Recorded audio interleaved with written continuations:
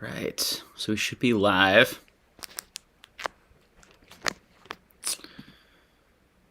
If you guys can let me know if you can hear me. I haven't done a live stream by myself in a little bit, which should be fun. Let's see. All right. Okay, see some people here. Good morning, everybody. Hope everyone's doing well today.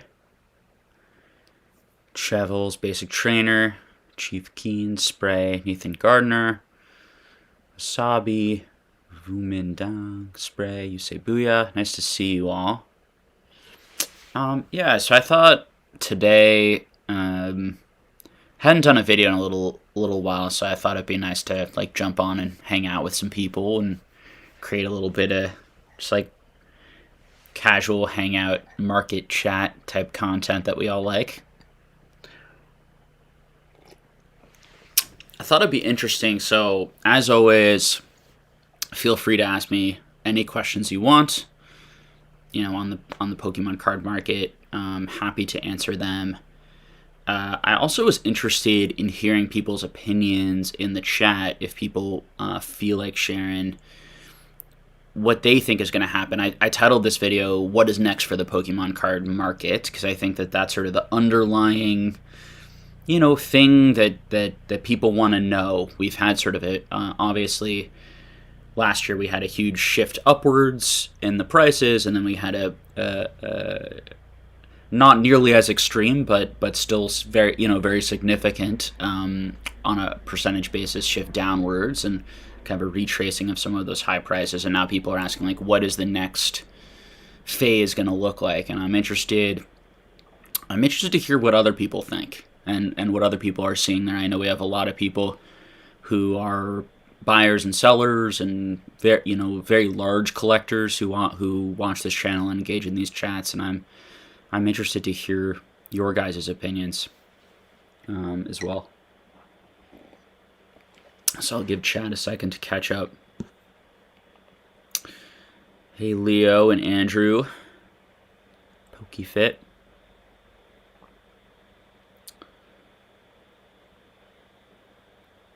Basic Trainer says, on a scale of 1 to 10, with 10 being the peak, where do you scale the interest in the hobby today, Jake? So, I mean, I put it at a 10 right now. It depends how we define interest. If we define interest with people sort of speculating, and a lot of people who I think aren't particularly that interested in Pokemon, or who weren't going to be very long-term collectors that were really going to help sustain the market, we clearly had probably more people buying and speculating 6-8 months ago. Although I'm not sure it's that many more people. I think we're also seeing just a lot more supply right now. Like, I'm not sure how much lower the demand actually is versus just a lot of supply, both with CGC cards hitting the market, a lot of PSA submissions coming back, and I think a lot more people willing to sell, and then seeing the prices start to tracing, and then other people panicking and selling more and more and more. A number of people, I think, too, selling because they don't feel like it's going to go up hugely again. And there were a number of people who were buying or just looking to hold items because they wanted to make like very quick money. So I think those people are selling too. So, but why I answered a 10 is I feel like the amount of long-term collectors who are going to be interested in this stuff and slowly build really, awesome collections over time, and are really interested in doing that and learning about all the different cards as well as other TCGs too. I think we're extremely strong right now, as strong as we've ever been. I think a lot of people are also reflecting, do I want to be doing this? Did I get caught up in the hype, or do I actually really enjoy the hobby, and do I want to be here? I think those are really good questions that people have for themselves. At the end of the day, if you're not having fun and you're not really enjoying this, and you just sort of got caught up in the hype and the wanting to make money, as I always say, like this is not particularly, at this point in history, is not a market that I would be buying anything in or would be engaged in personally. But so that's why I sort of think we're in a really good spot. There's so many passionate people that I'm talking to on a daily basis who, are constantly making plans on how they're going to meet their long-term goals in many years from now, and are really thinking in those sorts of terms.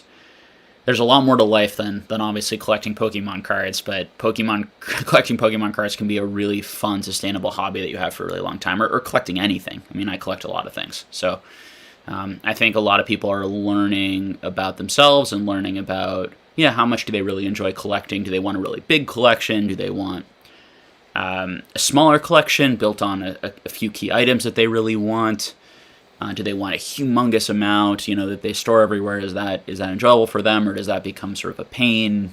A lot of people who have never collected anything are starting to, because it's very young, because we're a very young hobby, are having those realizations to some extent, and that's all kind of being priced into the market and the ups and downs. But I'm having a lot of fun. I'm buying a lot again, which is extremely fun. I'm very engaged in the market, in the prices. A lot of this year I didn't even look that much into Pokemon. I was really focusing on other things because the prices, I don't buy, as I've said many times on the channel, I don't buy into those sort of like hype driven up type markets ever in anything. I'm very patient. I was always planning on being here for the foreseeable future, so I didn't feel a need to purchase too much this year.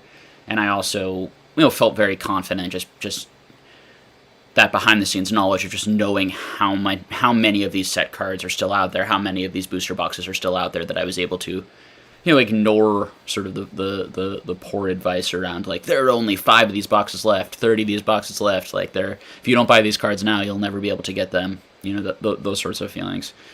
But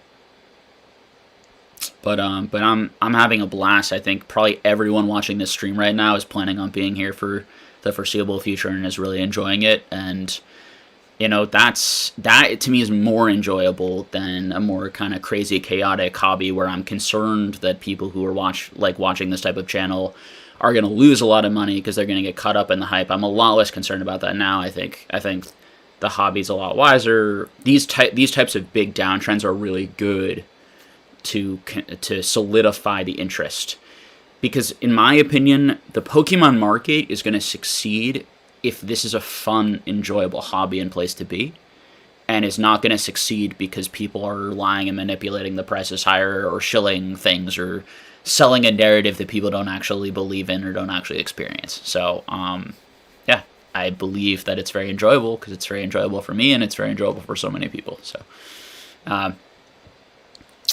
Wasabi says, should we hold our questions till later? No, go ahead. Questions, comments. I'd love to hear for people just coming into the chat. Today we're just sort of talking about we're going to start just talking about what's happening in the hobby, what we think is going to happen next. And I really want to hear there's so many people who watch this channel who are big buyers and sellers, and I want to hear your guys' opinions and what you're seeing as well. So as a team effort to get, I'm constantly all week talking to people and getting information and data points to help form my opinion, because it's such a broad market that the more data points you can get from various sources and various types of sellers, you're going to have more of a sense of really what's going on.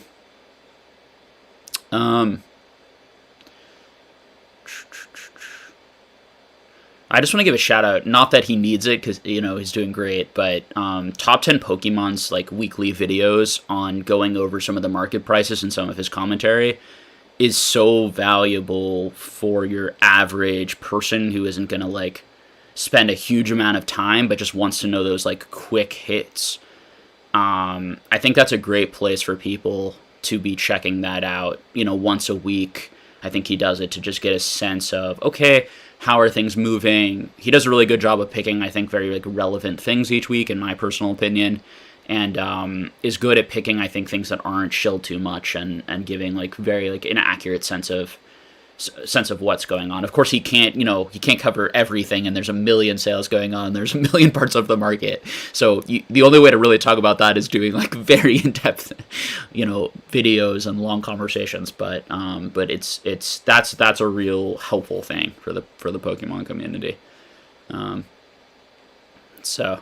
And we really need to support people like that, because he puts a lot of effort and work into doing that. And so supporting him by clicking on his eBay affiliate link, for example, is a really good thing to do. Supporting him, just by subscribing and thumbs upping, like that type of stuff, it really, for some of us here, it's probably unnecessary because we're so engaged with the market. But for like the broader and some newer people, it's so valuable. And like what he's doing is just saving a lot of people a lot of time, probably a lot of money, and FOMOing and making a lot of bad decisions potentially. So,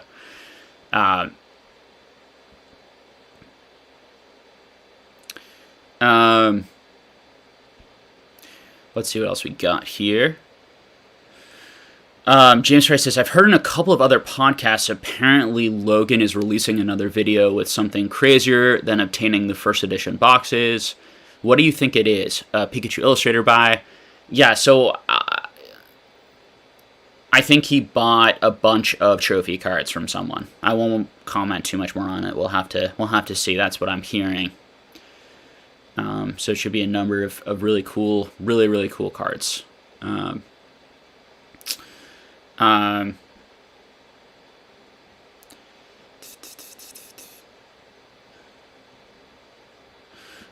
Riley Farr says, a little bit of a more specific question, but something interesting I've noticed is some of the gold stars now have higher pops than those old EX cards in the same sets. Do you anticipate any movement? Yeah, so, I mean, the big reason why that is because the gold stars always had a lot more value, so they've just always been graded, and that the lower graded, that the lower condition gold stars make more sense to grade than the lower condition EX card, so that's going to raise that overall pop too. The gold stars are depending on the set, though, the gold stars are not necessarily that much rarer than each EX card because there are more EX cards. So although it's much easier to pull an EX card, there are a lot more EX cards in that slot. And so to pull each individual EX card isn't that much harder than the gold star. And depending on the amount of EX cards in the set and the amount of gold stars in the set, you could do the math to figure out exactly how much harder. All that being said, like the gold stars to me are definitely the key chase card. Should always, I would always pay a lot more for a gold star personally than an EX card, but I own probably more EX cards of just those regular EX cards than the gold stars, in part because they're a lot cheaper, in part because I think they also have amazing art, and and I was buying them for years because of their rarity and the fact that those sets were printed very much and they're very cool art, and the fact that they're the first original Nintendo era in Pokemon after Wizards of the Coast. I really like that whole era. Big fan. So, but I think these things are really, it's a great thing to be looking at and thinking about. Why do certain things that have much higher pops, why are those going for a lot more than things that have lower pops? And there's a lot of cards that I don't think make any sense that have higher pops versus other things. And oftentimes,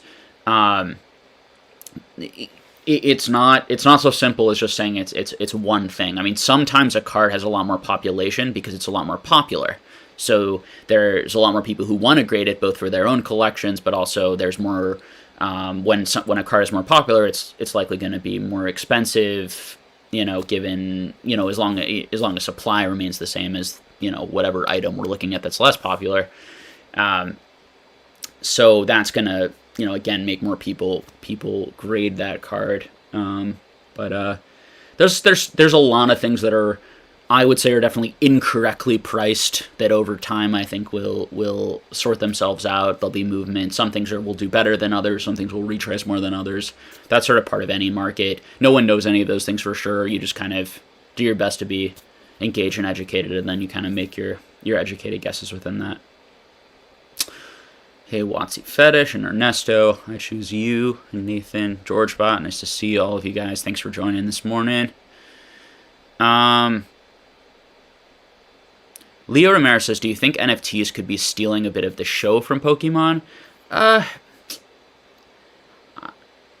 If anything, and it kind of goes to that answer that I gave to Basic Trainer earlier, the people, like, a lot of the money going into NFTs, a lot of the money that went into Pokemon, a lot of the money that goes into these types of markets are not actually money that's going to help sustain the market in the long run. It's a lot of, there's certain types of people who are just constantly trying to strike it rich, or they like the high of the gamble, and they don't actually like the card. They don't actually like the thing. They like all of the attention, they like being part of the crowd that's doing something, but they don't actually like the item. And if you have a lot of people who don't actually appreciate and like an item, and they're just looking to be a part of something or make a lot of money, that isn't going to sustain any market in the long term. So that's definitely a big problem for NFTs right now. Now, NFTs are, it's such a new market. We don't have to go into a whole discussion of NFTs. I am a believer in online digital collectibles as absolutely being valuable someday. Which ones are going to be valuable? Those are much longer discussions. I think that digital ownership is definitely possible. I think people can psychologically and emotionally feel digital ownership as long as they have a way to display it, as long as they have a way to authenticate it as theirs, and as long as it can't be like stolen or from them. These types of things. So, and I even know that from a kid. I used to do that Cartoon Orbit thing, if anyone knows what Cartoon Orbit is out there, and how much I was obsessed and loved that. And again, that was all digital ownership. And let's see. Yeah, I mean, guys, like I just, I am truly not worried at all about Pokemon. I think Pokemon is doing amazing and is amazingly hot right now. And the Pokemon market, as well as the TCG market, is the amount of genuine interest and people who really want to stay here and be here for the long run and are not just interested in making money is very deep and broad in the hobby. So I'm really not concerned about the long-term future. Now, should we be buying now? Should we be waiting? Like, those are going to be personal, questions. I don't know how to time these things. I mean, my personal strategy, I'm buying a lot. I'm looking for things that I think are undervalued, as always. I'm looking for things that I think are that I really, really like, that I want to own in my collection, or that I think are going to be really good inventory when I go to collecticons and things like that over the next year. And cards that I believe in, that I think are valuable, that I think people are going to really want and enjoy and appreciate genuinely, and don't need, to be hyped up or pushed. I'm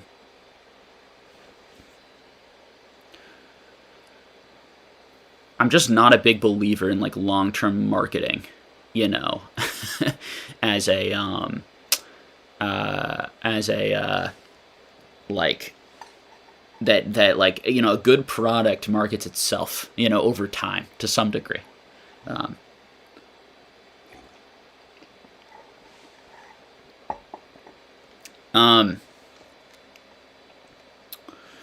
Chevel says, we were talking about shortages because of international shipping issues, and instead we received loads of product. Will it slow down, or Pokemon can keep on flooding the market? Yeah, so it's just very unpredictable, right? Unless you have insider knowledge, it's a type of thing where you're really just, at the mercy of the printers if you're speculating or buying modern product to flip.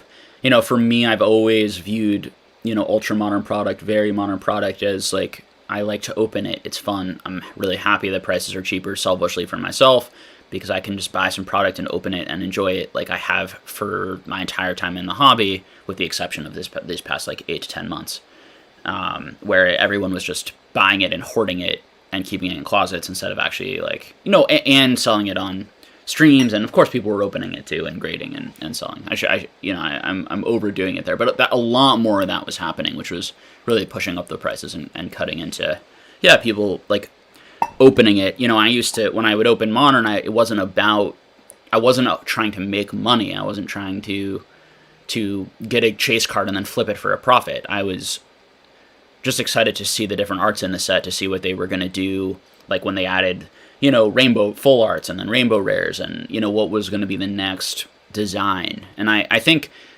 believe it or not, guys, like, it's that type of stuff that is going to make things valuable in 20 years. Like, people caring about it, keep people liking the design, people wanting to collect the stuff, not for the quick return or, or even that long-term return, but just because they like it. And then it becomes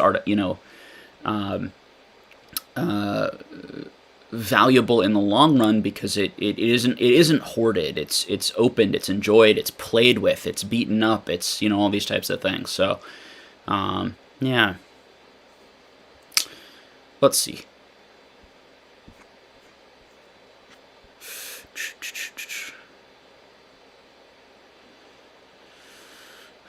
Yeah, I mean, so yeah, to go to that question, Travis, like I have literally no idea. I don't guess like what the Pokemon card company is going to do, how much product they're going to keep printing, how many waves are they going to add waves, are they going to go back and print older sets? I don't know.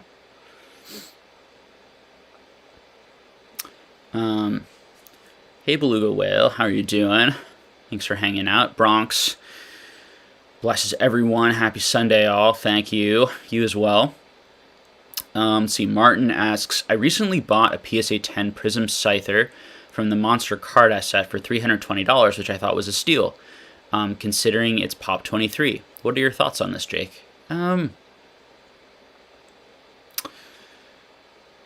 Yeah, so, yes. I mean, I think that, so that card,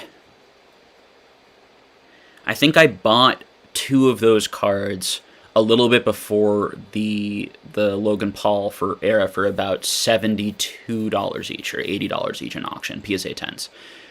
At $72 to $80 for a PSA 10, and at that time, yeah, it was around that same pop, so the pop hasn't really gone up. I thought it was unbelievably undervalued. At $320, to just my personal opinion, that card is still so undervalued compared to all these like modern Pikachu promos and all sorts of things that are going for $500, $1,000, $2,000. Like, this is a much rarer card, extremely difficult to find in a PSA 10 condition, as compared to all these mono cards that are just endless amounts. And it's a much more historic card, and it's an early depiction of Scyther on a really, in my opinion, a really amazing art. I think that whole set has incredible art. So when I go through that, I have those two answers, right, Martin? I'm like, well, I know what it was going for. So as far as like an investment, clearly the market, like that card's done really well, like everything else, but the market didn't really value it that much before.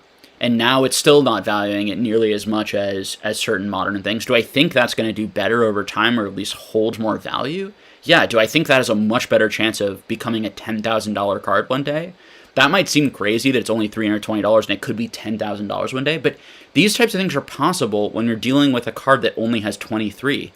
If Pokemon continues to grow, continues to explode, and one day, if people realize that and are like, wow, like this is one of the first ever Scyther cards in the Pokemon hobby, and Scyther's a top 100 Pokemon arguably, and maybe 10,000 is too much, but $1,000, a few $1,000s for something like that, when there are lots of whales in the Pokemon hobby with hundreds and hundreds and hundreds of millions of dollars. I mean, if we compare it to sports, where they have a number of cards going for $1 million, like if this card was a sports card of that relative population, and Scyther as like comparatively as an important character we could pick some like lesser Hall of Famer like rookie type card, that card would be worth way more than $320. So, how big is Pokemon going to get to sports over time?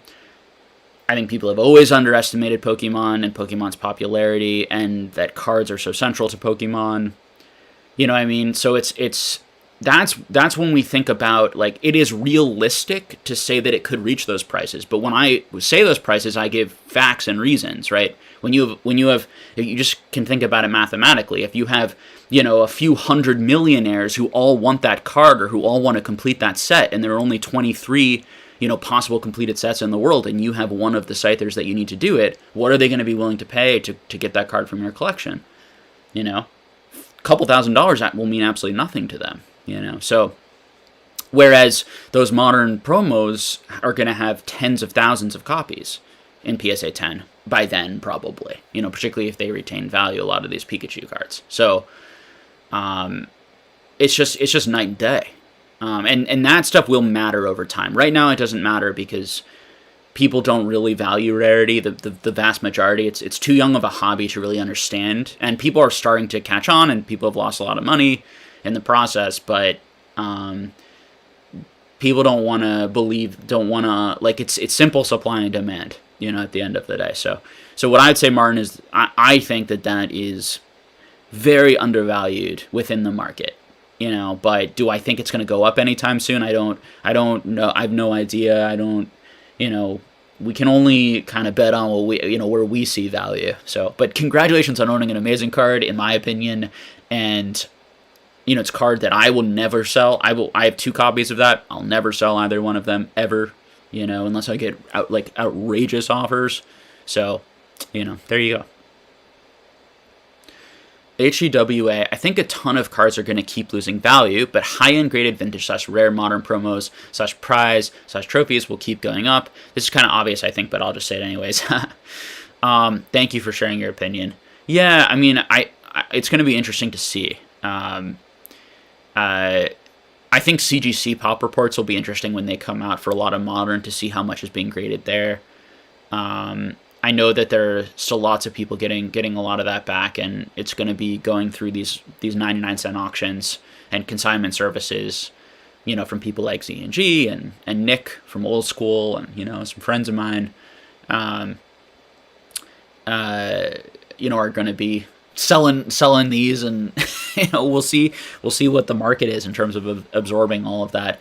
The higher stuff is holding pretty well. At this point, I'm seeing kind of a range, but there are some lower sales, and then some sales that are a bit higher. I think a lot of stuff is, I feel good about, some Jungle PSA 10 first edition holos selling for $1,200 to $1,300 to $1,400 that are some of the less popular ones. Like that feels like a good price point at this point in history. There aren't that many more being graded. This hobby has no money. Like, we're so young. The thing that the big picture stuff that people are missing is how poor the vast majority of us are. This is a pop culture youth hobby. Like, we need to give it a lot of time. Like, the fact that so many cards are selling for $1,000, $2,000 is amazing. It's an amazing accomplishment for this hobby, and it means this hobby is thriving and doing amazing.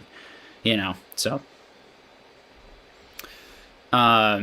Nathan Gardner says, I seriously don't get the hype on NFTs. Yeah, I mean, there's sort of 2 things, right? Like, one I think is tying NFTs to real physical tangible rewards or benefits, which I think is I really get and is interesting. And then the other thing is making it a collectible within and of itself, which is a whole nother game and thing that they're trying to do. I mean, we'll have to see. Wasabi Sabi says, how do you determine your long-term goals? I feel a bit jumbled on what I want to really collect moving forward, since I realize that not a lot of cards are really that rare.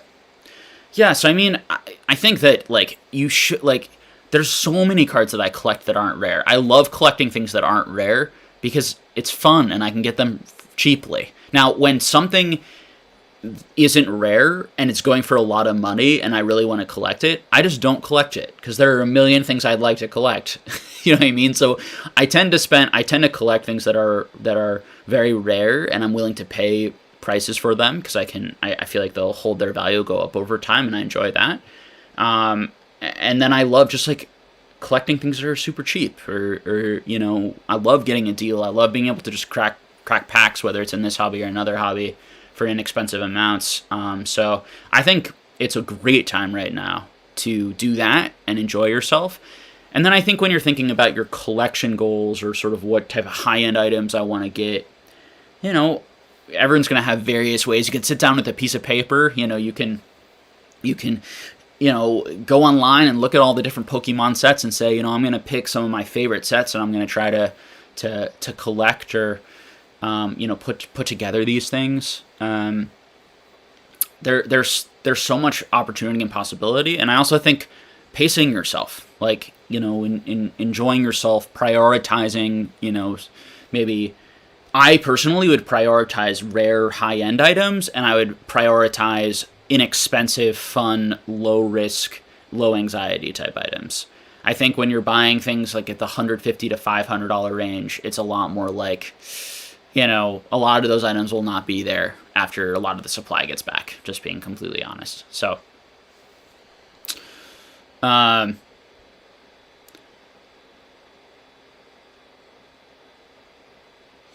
hey, Pikachu, good morning. How are you doing? Or good afternoon, I should say. Um, Nathan says, getting back into Pokemon has introduced me to Magic, and that's all I do now. Laugh out loud after getting back into cards. That's awesome. I love Magic too. I want to build a full alpha set eventually. It's something I'm gonna very, very slowly work on over the next 50 years is my plan, and no rush.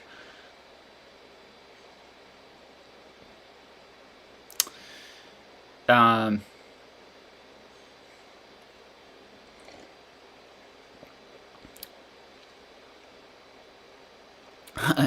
Jeff's story says, "I just need you to tell me my collection will be worth millions so I can sleep in peace."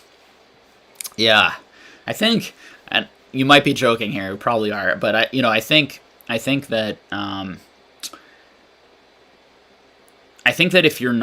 if you're anxious, so I mean, putting a lot of money into things and caring about the money side of things and investing in general, it's normal to be anxious and to feel a little bit of anxiety because there's a lot of unknowns. In investing, investing is you're gambling in a sense. You're basically taking educated guesses on things.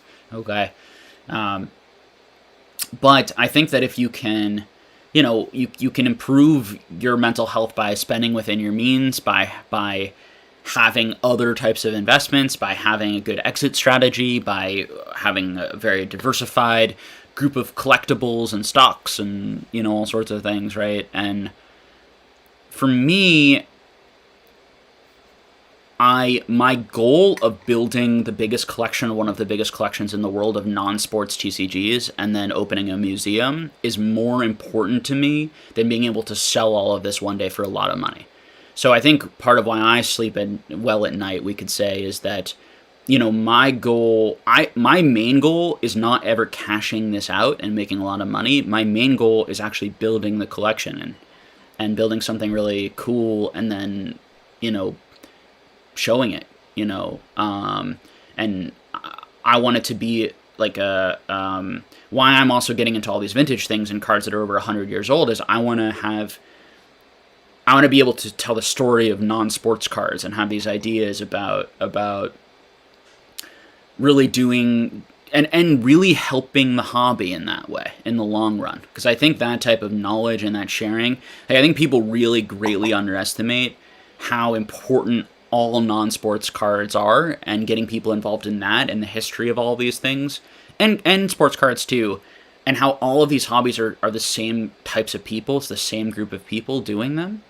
Obviously we're all going to connect more or less to different intellectual properties. Like some of us are going to connect more to Pokemon, some of us are going to connect to Yu-Gi-Oh! Magic, some of us are going to connect to, Weiss Schwarz and different anime products that are being made. Some of us are going to connect better to sports, some of us, to Batman and Superman, blah, blah, blah, etc., Star Wars, Lord of the Rings, Dragon Ball Z. But it's the same type of people who love collecting, who love building sets, who love, the excitement of what art style are they going to do, how are they going to show my favorite characters, how's the shine going to be, and then love to go to collecticon type events and in person and meet with people and share their enjoyment of all this stuff. Life, the reason I got into all of this is for fun, because life can be, and as an adult, it can be hard to find things that bring out that childish fun and excitement and silliness and aren't so serious and aren't so overwhelming. And so I think the serious side of the hobby, trying to think about the financial, economic, market stuff so that you can build that big collection or get to those goals. I started this channel to help people like me, basically, and to get help from people like me so that I could network and meet a lot of people, so that I would be able to grow my own knowledge, but also, make a lot of friends. So I think that's the attitude I have, and I guess that's why I sleep well at night, because it fundamentally, I know what my goal is, and my goal is not to cash it out and to have a bunch of money. Okay, now I also care about my family and my kids and all these types of things, so, and these ideas. So I also understand that they may not feel the same way about this sort of stuff, and so I don't want to leave them just a bunch of cards and not money in other areas. And life's complicated, right? It's too selfish to just be like, I just am going to grow this collection for myself because that's what I really want. We have other factors in our lives, other things we have to take care of and do. So it's all a balancing act, but. And I made a video on my channel on addiction and card addiction and buying addiction because it's stuff that I have to keep an eye on because I really enjoy it so much that I can certainly become addicted. And particularly if I'm having a bad day or something, isn't going well, definitely one of my comforts is like looking at my cards or buying cards or those sorts of things. And you just have to, something wrong with that. It's great that you have that outlet, but you have to watch that it doesn't put you into debt or cause you to have sleepless nights because you're so anxious about the money, like these types of things. All right.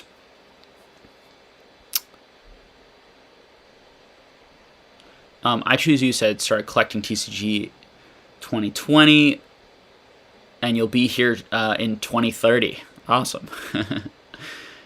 Darth Grader, my idea of fun is competing with middle-aged men for booster packs at Target. Gosh. Highly Blessed says, welcome back, Jake. Good to see you again. Nice to see you, too. Thanks for joining us. Jody Matoma says, I'm selling off Pokemon cards, but keeping YY Pokemon cards, but haven't been buying any the past couple months, but I will again eventually. No rush. George Bot says, I'm enjoying it, yes, but the first 4 generations... Oh, someone's having a conversation there. Let's see.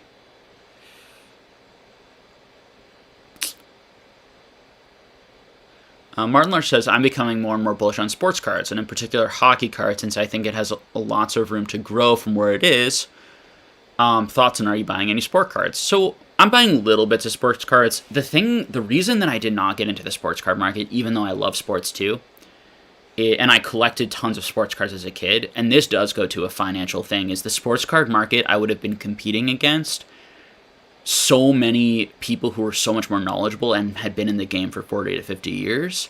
When I learned about the Pokemon card market 6 years ago and the fact that really almost no one saw the investable potential or the market potential, I realized that that was a great opportunity for me to be one of the first people in the hobby who would actually build a big collection and help kind of build a fun, enjoyable market over time in a sustainable way that was actually good for people and didn't hurt people, so so that is why I chose this instead of buying heavily into sports. And then right along with that, sports cards are so much more expensive and were so much more expensive. So to get into the high end of sports cards was impossible for me at the amount of money that I had. Whereas to get into some of the high end in Pokemon, I was able to do because it was a much less established, lower priced hobby, particularly at the time. So that's why I got into Pokemon more over sports, even though I would also collect more sports if it was more inexpensive. Now, that being said, I do have probably 100 sports, slabbed cards, and I have all of my cards as a kid, so I have lots and lots of sets completed, and I have lots of, the rookies from my childhood, the big ones being like Kobe Bryant, Allen Iverson, KG. I have rookies. I have a bunch of Michael Jordan cards, nothing extremely valuable, but a number of inserts that are probably worth, $30 in their current condition, these types of things.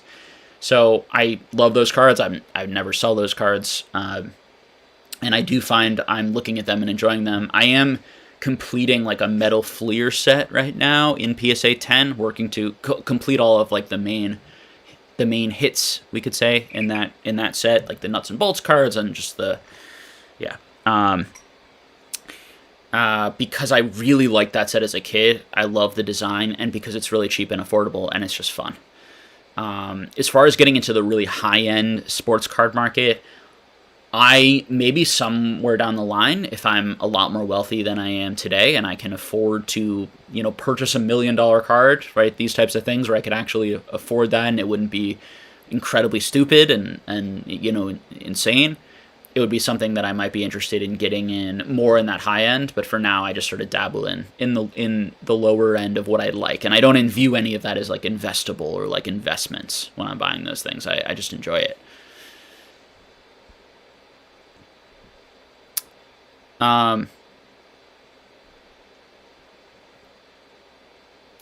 Basic Trainer says, with MetaZoo jumping on Walmart shelves next year, does this news cement and legitimize MetaZoo more, or is it still a wait and see for you? I mean, it's definitely good news for MetaZoo. It doesn't surprise me at all. You know, I mean, they're partnered with Steve Aoki, and you know they got on Sotheby's and got their NFT in there. You know, there's all sorts of networking and connections, and they I think they also have a product that a lot of people really like, including myself. So we'll see. I mean, what'll be interesting to see is what that appeal is like outside of the hardcore social media collecting community, when it gets onto Walmart shelves, what it does, and how much they print. If they print 1 million booster boxes, that's I think they're probably up to 100,000 in Wilderness coming up, and that'll be 10 times that amount. And I think they want to get up. I heard Mike say 100 times. So if they're printing 10 million, booster box worth of cards, that is so much bigger than they are right now. Are they able to scale up? Are they able to scale up that quickly? Are they able to scale up very fast to that? And then, is the product actually being bought, or is it going to be sitting on shelves, and then is it going to be are they going to do a first edition that's going to retain value and an unlimited that is able to at least sell, an MSRP where people actually want to carry it? It's not just sitting on shelves. I don't know any of the answers to that. It'll be interesting to watch, but my feelings on MetaZoo have not changed really at all from the beginning. I think that as an investment, I think that the prices are outrageous. Like, I would never be investing high dollar amounts in some of these sample cards. That being said, those sample cards could be worth hundreds of thousands of dollars someday if MetaZoo does successfully do all of those things and really gets engaged with a new generation and multiple there is a real path for that stuff to happen versus some modern Pokemon card product where there's literally no path where it could ever be that valuable because of the amount that it's been mass produced. The whole world, like every person in the world, would need to be into Pokemon for some of these items to get to $100,000, like some modern items. So, I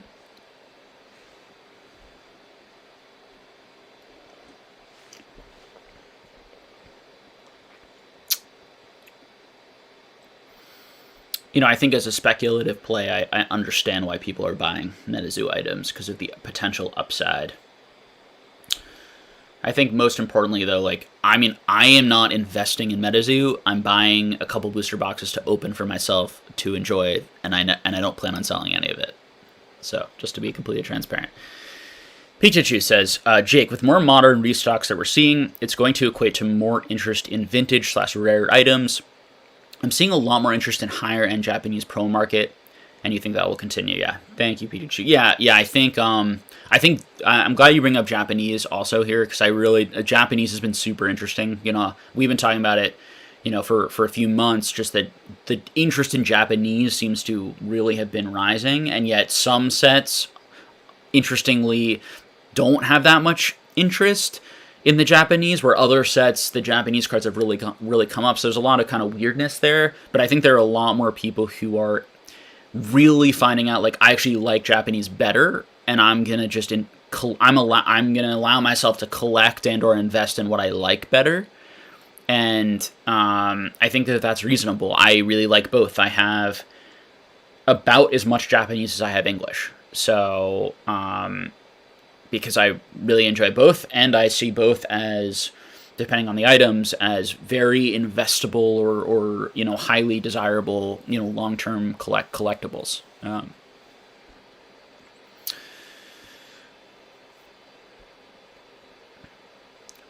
Chief Keen says, hey, I also think another point, Pikachu, to say to that is that as certain items kind of lose their value because there are so many of them, you're gonna have more people move to the items that they can chase and be willing to pay higher amounts probably for them. So because it's fun to chase. It's fun to feel like you have something special or unique.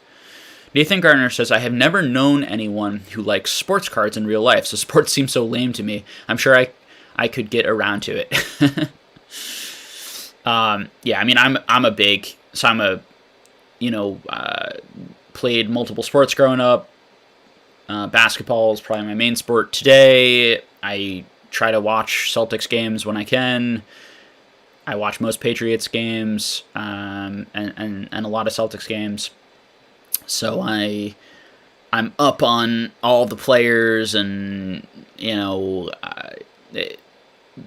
certainly if it was much cheaper to like rip open modern sports and try to pull like cool like one of one like Tatums and Browns, and that would be fun. Like I would really enjoy it, but just like at the prices, I have just absolutely no interest in opening like national treasures and losing like immediately $5,000. Like I just have zero interest. And I don't even think these like a lot of the prices that some of these like crazy one of one like LaMelo Ball cards are going for, I don't think they make any sense at all, because these players have done nothing yet in the league. These types of things. So I just think I think it's crazy.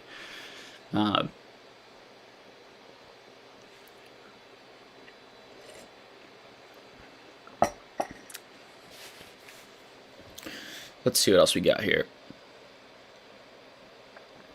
Watsy Fetish says, is there a chance PSA/Beckett/CGC thinks about going international and opens in other countries? I'm not a fan of the little grading companies. Yeah, I mean, I don't know what their plans are, but in terms of expanding or building new offices in other countries, I think that's definitely possible. Can see that.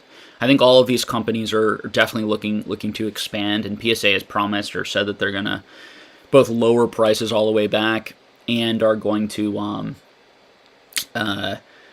be grading 20 million cards a year. So that might include opening a number, and maybe that includes opening things in other countries. I don't actually know. If anyone knows, feel free to share in the chat. I feel like that's something that maybe some people know. I know that there are some people who watch this channel who actually work for PSA, and if you want to share, if you know anything, please do. If you can share with us. Wasabi Sabi says, would love help. How do you figure true rarity, especially when PSA grades differ? Thinking of trying to trade up to get a PSA 8 Torchic Gold Star today at a card show. Sellers asking for 1.3K. Yeah, so there's condition rarity. And maybe I should just make a video on this for, I think a lot of people who watch this channel already know this, but for people who maybe don't, there's condition rarity, which is, that Torchic card, they're probably anywhere between, 15 to 100,000 likely of those cards in the world. So it's not super rare, but to find a card in PSA 10, there are only 15 of them or something like that. I don't remember. 16 maybe. I think maybe a couple got graded this year. So the condition rarity to get a PSA 10 one it's super hard to get a PSA 10, but it's not super hard to necessarily just get that card in any grade. Then you have cards that have absolute rarity, and we know their rarity, or we think we know their rarity based on the print runs that we either feel, in like Patreon, we went over print runs for every set in Pokemon and tried to talk about how many alternate arts we think are going to be printed, and versus gold stars versus something else, to try to figure out that sort of absolute rarity. So you can get it from the print run stuff. You can also get it from intended distribution numbers of like a trophy card that, there were this many winners, and so there are supposed to be, 120, 50 of that card given out. These types of things. Then how rare it is. Of course, there are always extra copies, right? Things like that are always a potential issue. Yeah, as far as like 1.3K, I'm not exactly sure.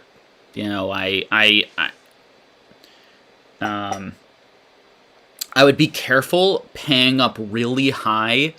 I think that there's a phenomenon that happens where if a PSA 10 is very, very valuable because it's a very rare card, I think people are overpaying for the 9s and the 8s. And there's this argument, right, like, well, I can't get the 10, so my only option is 9, so more people want that, so they're willing to pay higher. But there are just as many of those 9s are there as there are of another Gold Star 9 or 8. Why are you paying so much more for the 8 just because the 10, so it's illogical for sure. Because, again, it's not a rarer card than this other Gold Star in PSA 8 that's going for a lot less. So that's my honest feeling on it. That being said, like, you have to pay market price. If no one is willing to part with it for less than that and you really want the card, you have to pay for it. I would just buy the other ones, me personally. So, but again, everyone is entitled to their own logic and what makes them happy and what makes them feel comfortable. HTWS says, Logan Paul bought a ton of expensive trophies. Is he going to make a video on it? That's what I hear, but I'm not sure. I hear that's in the pipeline. EBBUD says, any issues with the IRS? I have had no issues with the IRS. I have an accountant because I just like trust them and let them, I am completely transparent with what I do, and then my accountant tells me what I need to pay, and I pay it because I don't want, that's a sleep at night type thing. Like, I don't want to have to be, it's not worth it. Like, the mental health stress of, like, am I doing things right? Am I not doing things right? I used to do for years before I did anything in Pokemon or got any income from YouTube or Patreon or anything. I did my taxes myself, actually, just completely myself, because I had really just 2 streams of income, which was dividends, which is fairly straightforward.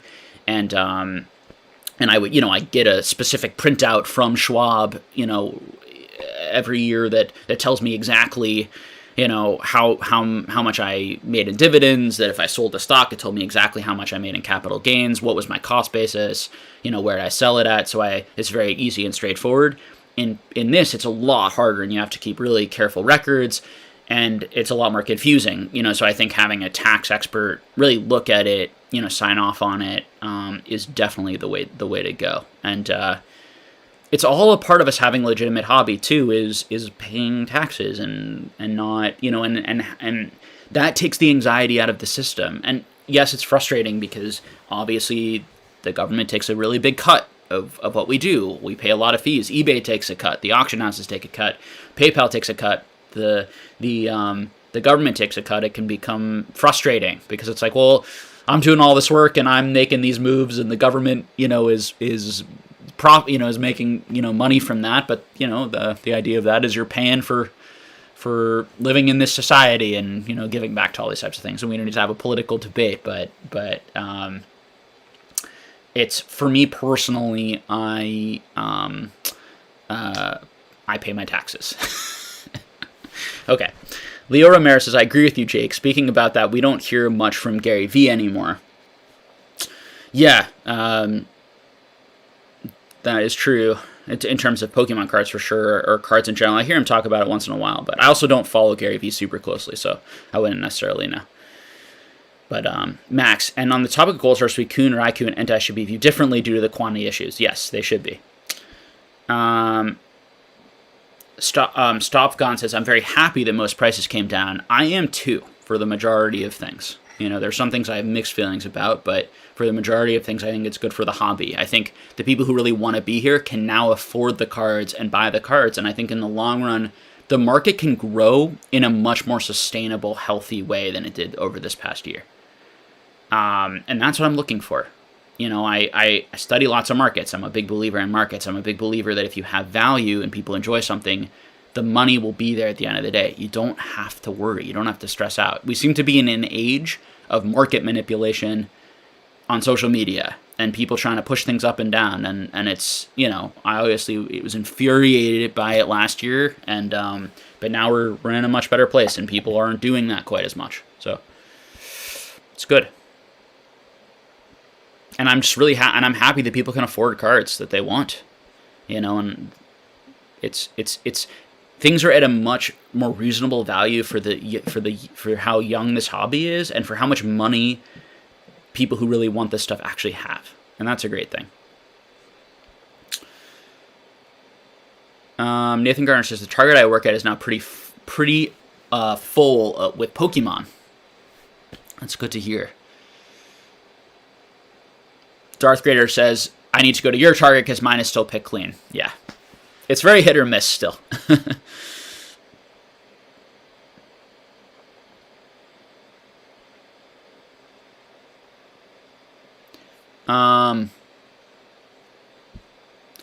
Let's see. Ooh, I went to the wrong place here.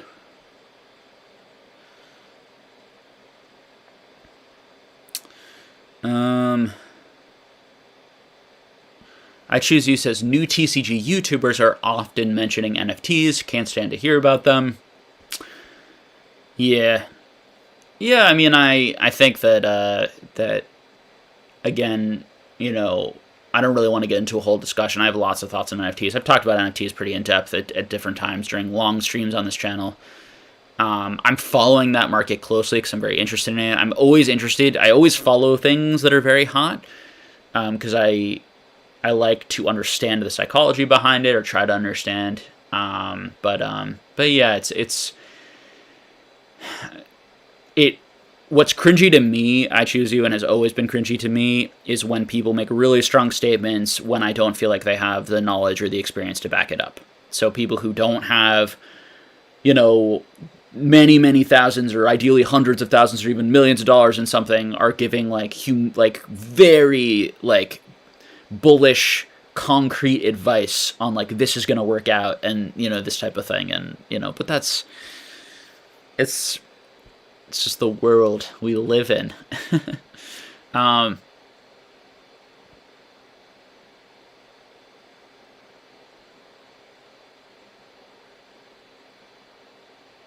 I think they're really two very different ways of trying to build markets, and you can do both at the same time. I think that there are influencers who believe in like hyping something up and getting people really excited and going over the top with it, and that's how you build a market in this day and age.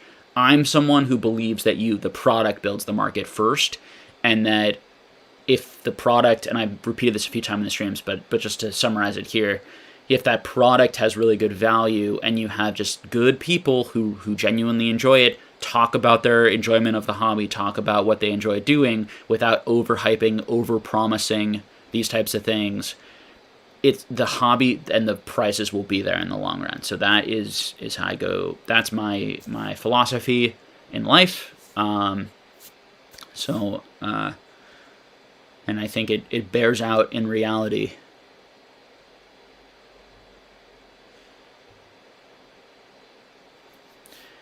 Jody says that people have been finding XY evolutions on shelves again around him. That's interesting. I haven't heard that, but do you think that Flesh and Blood Unlimited will have its value long term should the game continue to flourish? The current prices for the first 3 sets being 4 figures for first edition box. Sure, yeah, I mean it could. I'm not a big Flesh and Blood doesn't connect with me personally, so I'm not big on it, but I think that sure, if it does well and succeeds, and you know, I know that they're not unlimited print doesn't actually mean unlimited print, as they say. There are only going to be so many of those boxes. I would imagine unlimited Flesh and Blood print is probably less than a lot of first edition Pokemon prints because of how much more popular Pokemon was versus Flesh and Blood. So don't be fooled by that word unlimited. At the end of the day, it has to do with really how many of those boxes are there. Right, and then how much more people want that first edition box over the unlimited box, which is probably going to be a fair amount. So yeah, it's all about the demand over time. I can't predict demand. That's the thing. Like we can't really predict demand. I feel much more strongly about demand for Pokemon continuing into the future than I feel demand for MetaZoo or Flesh and Blood continuing into the future because of how enmeshed and Pokemon is part of society. It's part of the world. You know, everyone knows these things. Everyone knows these characters. Adam Simon says, y'all ain't tired of Pokemon yet? I'm kind of getting burned out. I think for me, so I'm having more fun now and enjoying it more than I probably was a few months ago. But for me, I think part of how it's fun for me is I have a lot of interests in the hobby. I also run a channel. I do a Patreon behind the scenes where I get to interact with a lot of people, and that's really fun and enjoyable for me. I'm, hopefully doing some consulting. I do individual consults, but I'm hopefully also going to consult more for businesses and different sorts of things in the future. I find all of that challenging and interesting and engaging. And I collect 100 different types of cards, like literally. Like I have, everything from the last 130 years. I collect some of everything non-sports. So, and I'm working to learn more and more about those sets, and I always love to learn. So that's how I guess things stay really interesting and enjoyable for me. Pokemon itself, I mean, depending how long you've been here, Aiden, I felt like I was still learning a lot about different Pokemon cards. I mean, I'm still learning. Once in a while I learn something new, but I felt like I was pretty actively learning new things for at least 2 to 3 years. And I was very engaged. So I feel like it's also like who you're listening to, often YouTube channels and things like this, we're not getting as much into like the nitty gritty as you would find in even like Discords or private conversations where you can ask more specific questions and get some of that niche knowledge.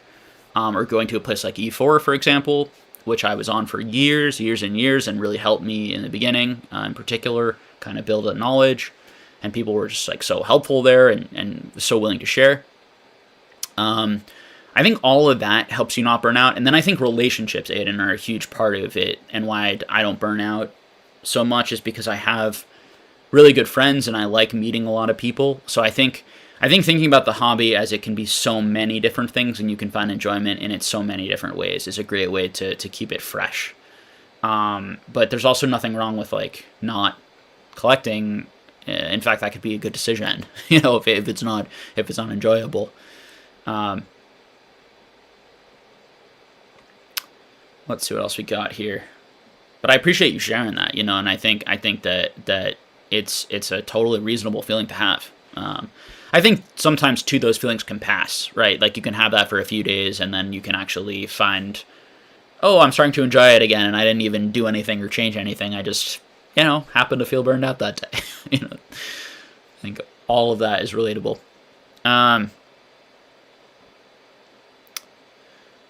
James Price says, thank you for answering my previous question. Which do you think has lower initial prints, first edition base or EX era sets like EX Deoxys?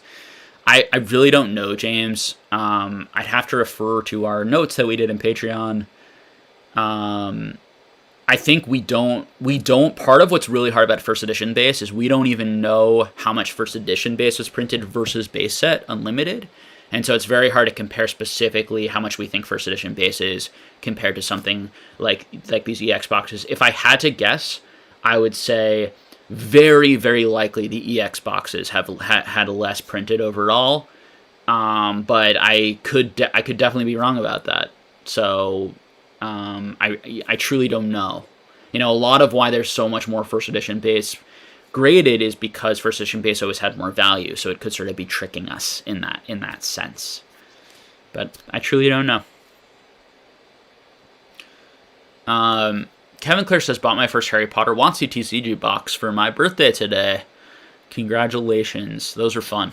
I'm actually going to open a box soon, I think, privately. Because I've just been wanting to maybe grade some of the cards.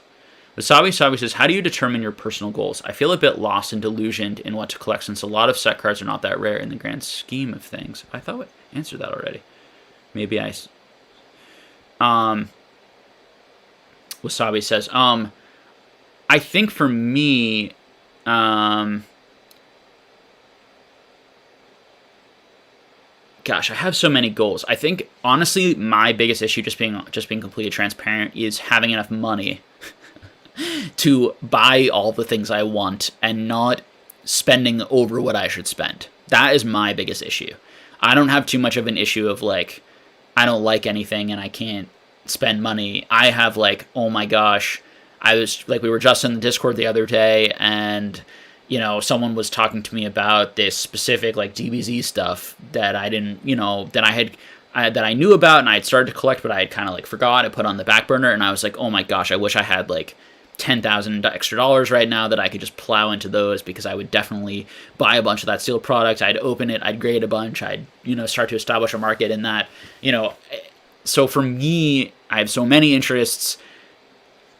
So much of it is exciting. For me, I more have to not overspend.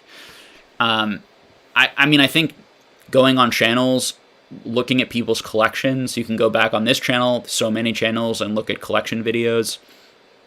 See what you like. We show a lot of different TCGs and different things on this channel. Something strikes your fancy, start collecting that. Sometimes it's not all about the money, In fact, it never is all about the money for me. but sometimes it's not about. I should put it this way. Sometimes it's not about the money at all for me and my collecting.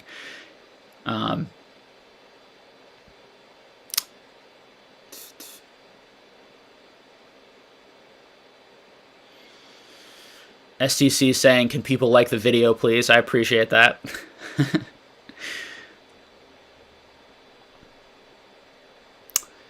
RDG says, what do you think of the Kickstarter website? Have you ever used it? So I assume you're referring to just a lot of Kickstarter games starting. And that's in large part because people are speculating that more of them are going to be like MetaZoo. And if you can get really early in the Kickstarter, they're going to give you exclusive products that are then going to be worth a lot of money. So that's kind of why there's a lot of interest there and more interest there, because that's how MetaZoo started.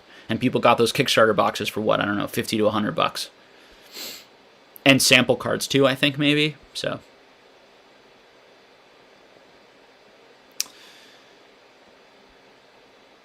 Pikachu says, Jake, what are your thoughts on the metal UPC Charizard selling for $7,500? I feel it's an outlier card that I can understand the value. I'd never pay for it, but still. Yeah, I mean, it's cool. I would never personally pay $7,500 for that card. To me, maybe I would pay $500 for a PSA, and I don't think I would, just to be completely honest. But we all have our personal opinion, our personal feelings and opinions, right? To me, I have plenty. I don't need any more base set Charizards. There's so many base set Charizards.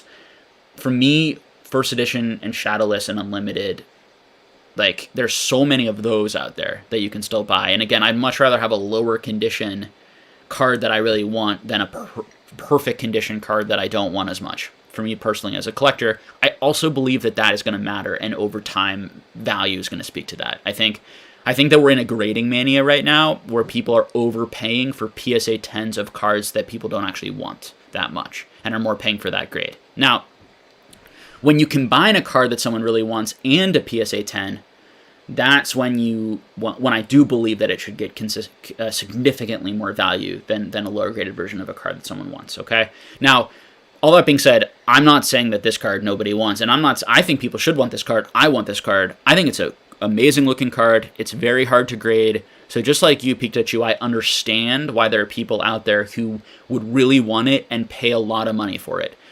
$7,500 to me is obviously crazy, but to each their own. But it's not I don't look at that and I think that's the dumbest thing I've ever seen from a financial perspective. Maybe some other modern sales I saw over the years.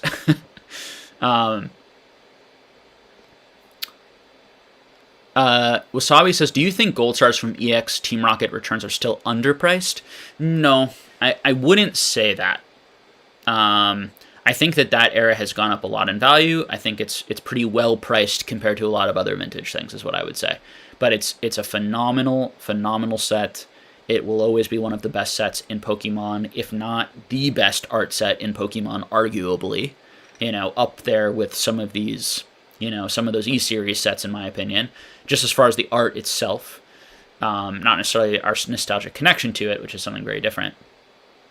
But yeah, so that's just my personal opinion, though.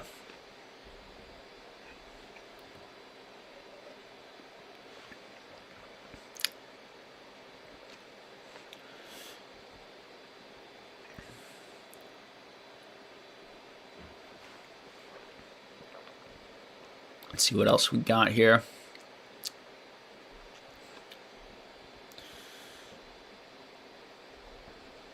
Basic Trainer says, I don't see PSA lowering their prices below $50 until late 2022, if that. Yeah, I don't know.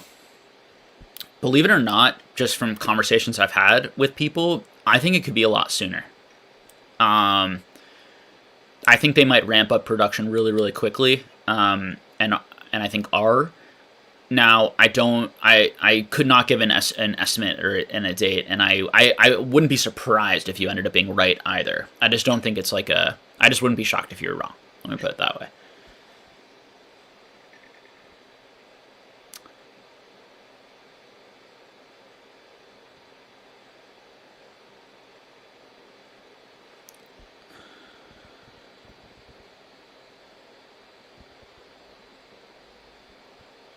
Let's see.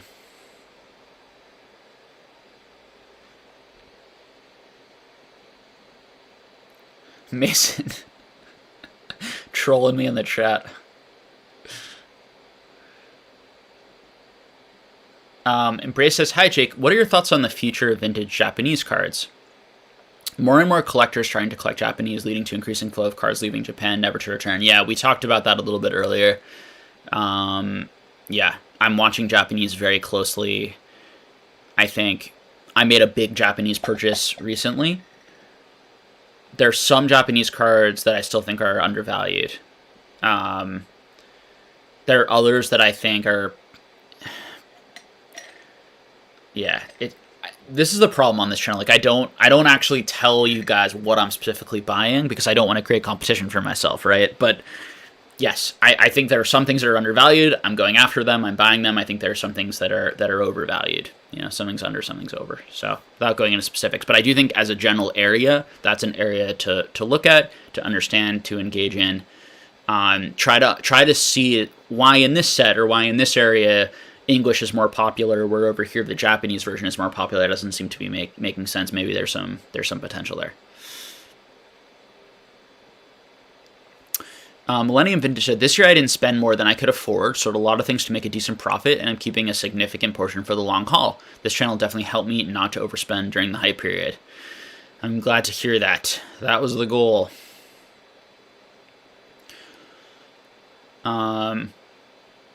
Nathan Garner says, "Jake, for your museum idea, I feel like you could easily get people with really cool cards to display their card at your museum as long as they are tagged in the display." Yeah, I think there are a bunch of ideas like that could be really cool long term.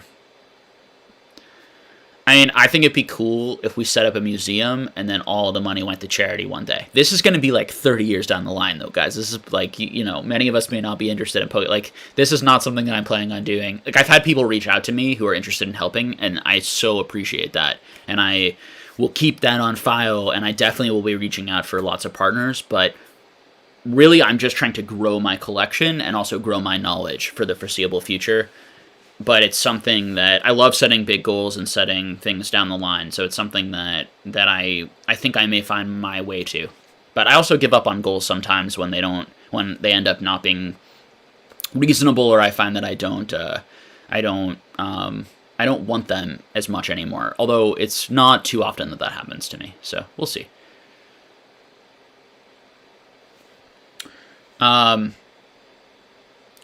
Zakari Wing says, "What set do you really like collecting, and which are better for investing?" So let me see if I can give you an example of like something I just really like to collect that I don't think has much value. Let's see.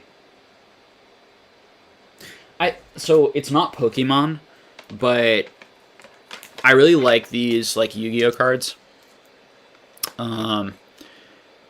I've always, this is just an example. There are a lot of these. There are a lot of these still in Japan. There are a lot still to be graded.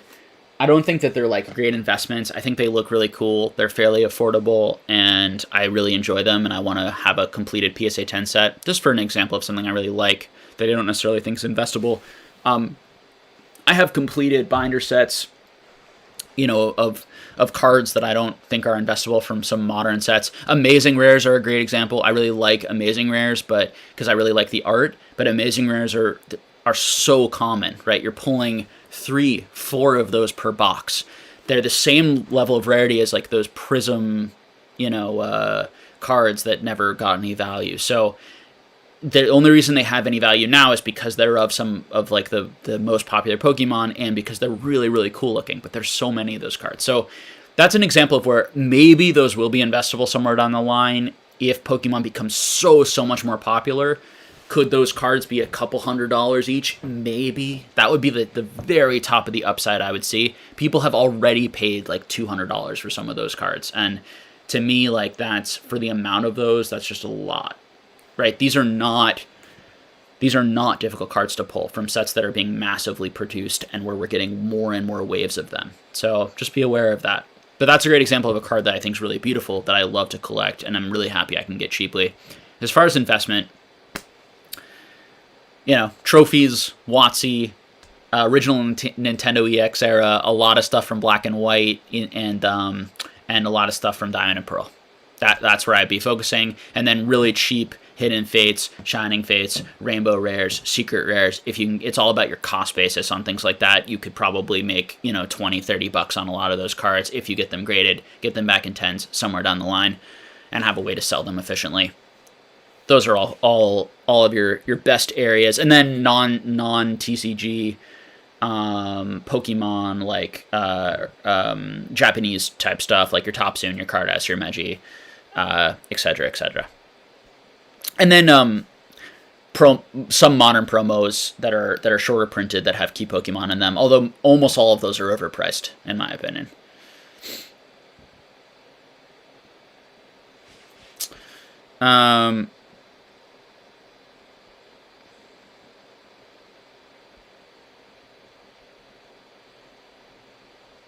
Jay says, it seems like the guys that were in it just for the love and weren't in it for the money are the ones that always make the money or have the ability to make the most money. So I think that a lot of people made money. A lot of people who really don't have much interest made money this year, and they just really understand how markets work, and they kind of came in and left. A lot of people who both have interest and are also very market savvy, they probably made a lot more money than just your average collector who was just collecting what they really enjoyed, because I do both, right? And I also use my understanding of like what collectors would actually like to value things and to figure out which things to buy and at what price. But because everything went up so much, definitely anyone who just bought cards because they loved it and whatever they bought went up decently in value. But if you had bought, you know, some of the higher graded rare items or the sealed product, and a lot of the people who bought that and kept that had some eye on investment. Not everyone. Lots of people had no idea that they could ever go up in value, but they just liked it, so they bought it. That for sure exists too. But it's not such a black or white either or. I mean, I think when you have some understanding of how market psychology works and how markets are built, and you're a passionate collector, that's going to be your best. You know, you're going to have the highest odds over time of you know, growing a very valuable collection and or making money and taking money out of the hobby, however you choose to do that. Kevin Clear says, I bought my first box today. I just love the boxes now that I got this huge Pokemon Steel collection. I wanted to diversify it art-wise. Very cool. L-Dub says, hey Jake, enjoyed the PWCC chat in the Patreon Discord the other night. I've been trying to get back into the joy of collecting instead of focusing on profits. I just picked up the Cardass checklist. I love this card and was wondering if you had any exposure to this card. Yes, they're two of the best cards in the hobby. Really, really amazing art. So I don't know which one you picked up, but both are awesome. And I own a few copies of each because I really, really like them. Oh, you said the one with red and the starters. Yeah. Both those cards are great. And I think L-Dubs, I think that like if you don't have joy, like if you need to make money and like money's important to happiness, then you know, this is not, I mean, I'm all for someone entering the Pokemon hobby, starting an LGS or starting an online flipping business and doing arbitrage and trying to make money. And I think you can make money doing that if you are skilled at that. Now, why would you choose Pokemon over any other type of arbitrage? I'm not really sure. I would think the only reason to choose Pokemon is because it's fun and you really like it. So I have no problem, and I think people can just make money in this hobby. But I think generally speaking, the vast majority of people could probably make more money in other things, even if they're doing arbitrage and other things. And the reason to be here is fundamentally because you want to connect with other people, and you want to have fun, and you want to be a kid again, and you want to experience a lot of those feelings. So I think definitely reflecting and trying to get that in your collecting, get those feelings in your collecting is key, to sustainability in the hobby. And I do think the market will do well over time, and things are very healthy, and will get healthier, and the demographics are good. I think financially it'll be there at the end of the day to some extent.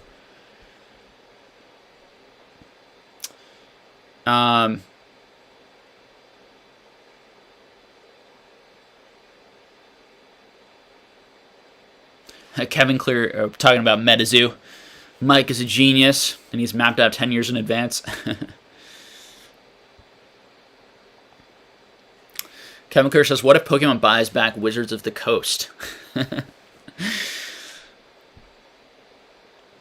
What if Pokemon buys Wizards of the Coast? So what if Wizards of the Coast buys Pokemon again, or the Pokemon company buys Wizards of the Coast from Hasbro? I don't know. That'd be interesting. So some people having an interesting conversation. People talking about how the Lakers lost to the Celtics. It's a good conversation. They absolutely did. Finally, something good for the Celtics. We need it. Yeah, the Lakers have been rough so far this year, but they'll probably figure it out. I feel like LeBron figures out ways to win as long as he's healthy, which obviously has been a huge issue so far this year. The last year was so Quad Shot says the last year was so chaotic, and it sucked a lot of non-passionate investors into the hobby, but it was such an exciting time. All eyes on Pokemon. Anonymous. Okay, let's see what do we got here. Talking about Kobe Bryants and Jordans. Andrew says, while I mainly collect vintage, I've been buying some packs of sets like Fusion Strikes and Evolving Skies recently, and I've got to say, for the right price, they're really fun to open. Completely agree.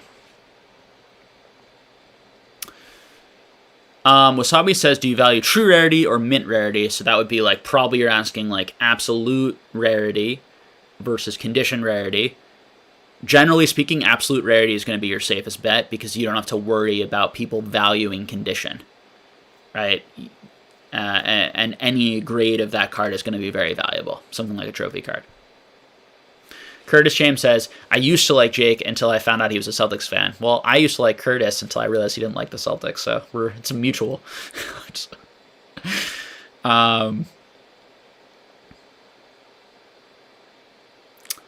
Yeah, the 50,000 Torchic did not get paid for. That is what the word is.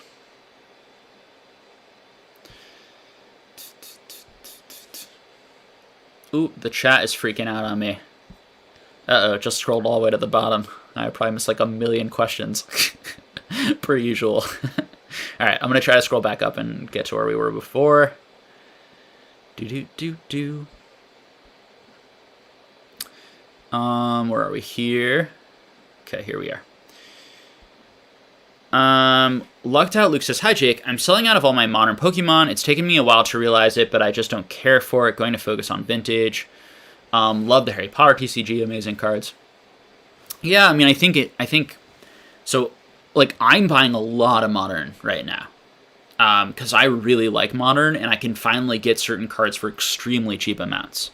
So I was waiting for this to happen. And I both think that there are good investment potential. I think that, so I watch a lot of channels that are giving a lot of advice on like, buy this card at $7, buy this card at $10, and you're going to make money. This is the lowest it's going to go.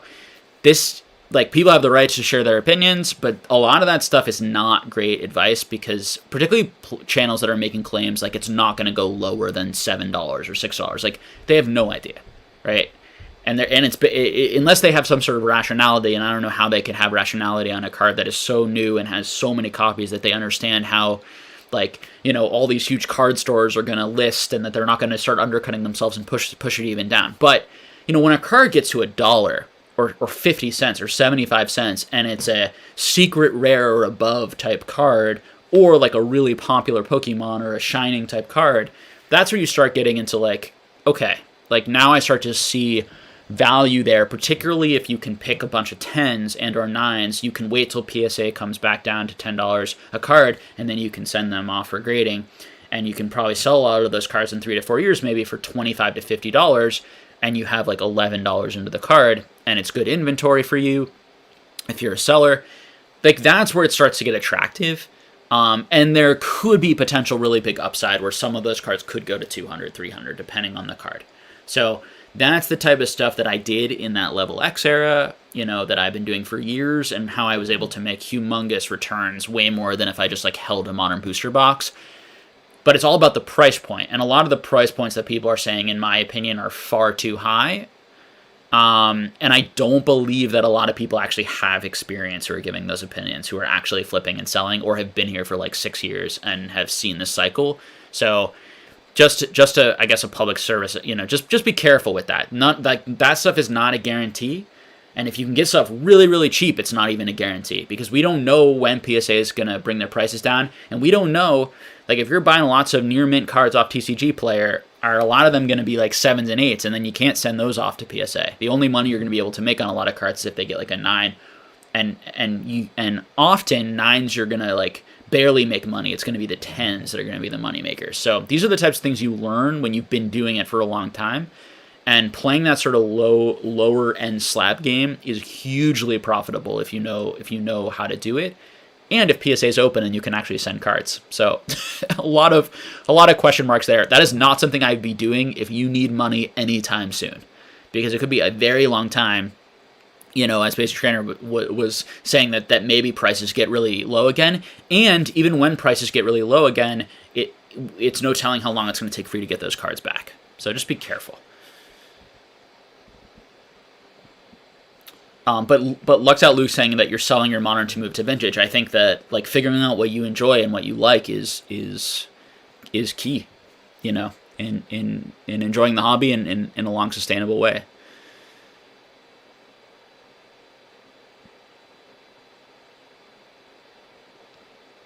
So people are commenting now on tax stuff, which I was talking about maybe like like 45 minutes ago. So that's how far back in chat I am. I'm so sorry.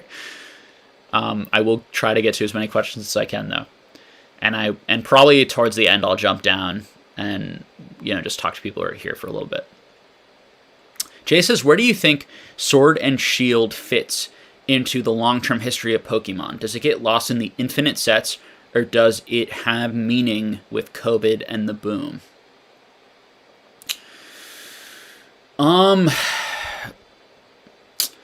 Where do I think Sword and Shield is going to fit? So I would focus on the most popular brand new Pokemon. So one mistake that I think people make is they focus too much on Charizard. They focus too much on the Gen 1 starters, or just the Pokemon that are most popular to them in each. I think if you're really thinking from an investment perspective and a long-term perspective, you're going to be looking for like first appearance chase cards of certain Pokemon. Those cards will be more special because you can't get a Zamazenta before this period. So that is the only option if you want to catch them all, if you want to complete them. But then you have to figure out what are going to be the most popular Pokemon, what are the Pokemon that the Pokemon Company are putting on their video games, what, you know, that have key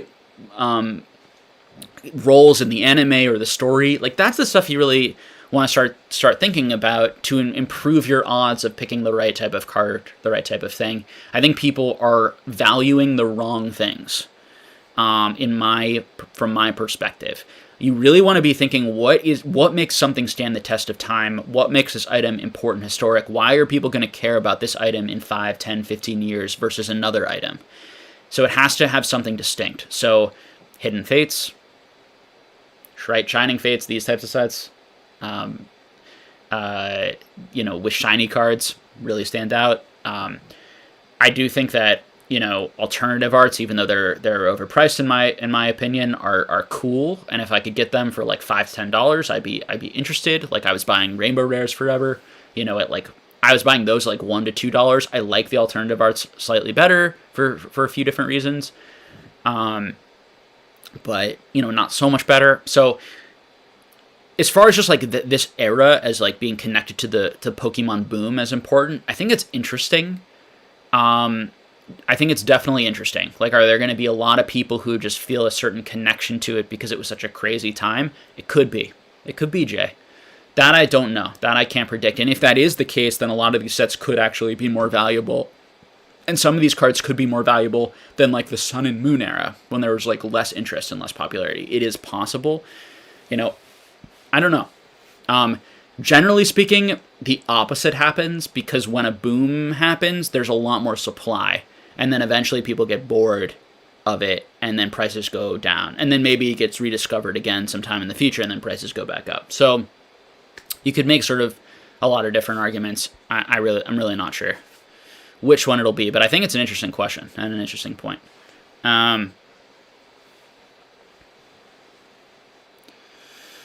Your average player says, the reason why price drops are great is because children need to get access to the product for it to be able to grow. Yeah, I mean, kids being able to afford it, parents being able to afford it to buy for their kids, like, it's all good stuff.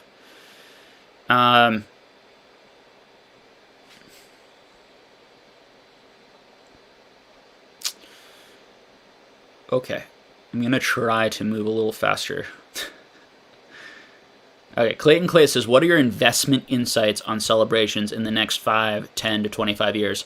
Yeah, I mean, I wouldn't buy any of it right now at these current prices. I would wait years. I think there are a lot more established things that I have a better sense of where they're at, where the supply is already starting to dry out, where I feel like I understand how much supply is in the market. As an investment, it's just too early to know how celebrations is going to settle from my opinion and perspective. Now, it's a small set. It's easy to get all of the cards. Those are definite downsides in terms of the long-term investability of it.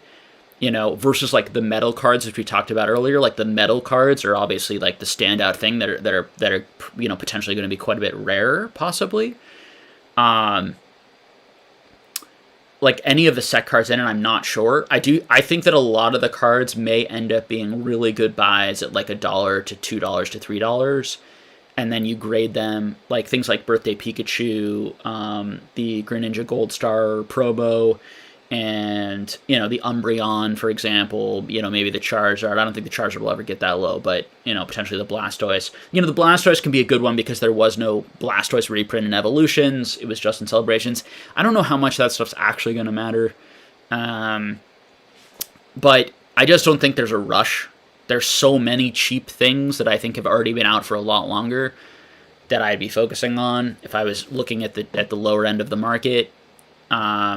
For investment purposes. As far as like enjoyment purposes, I like Celebrations. I didn't love Celebrations, I would say, but I enjoyed it. It was very fun opening up. I had a great time. I tend to like new things better than reprints.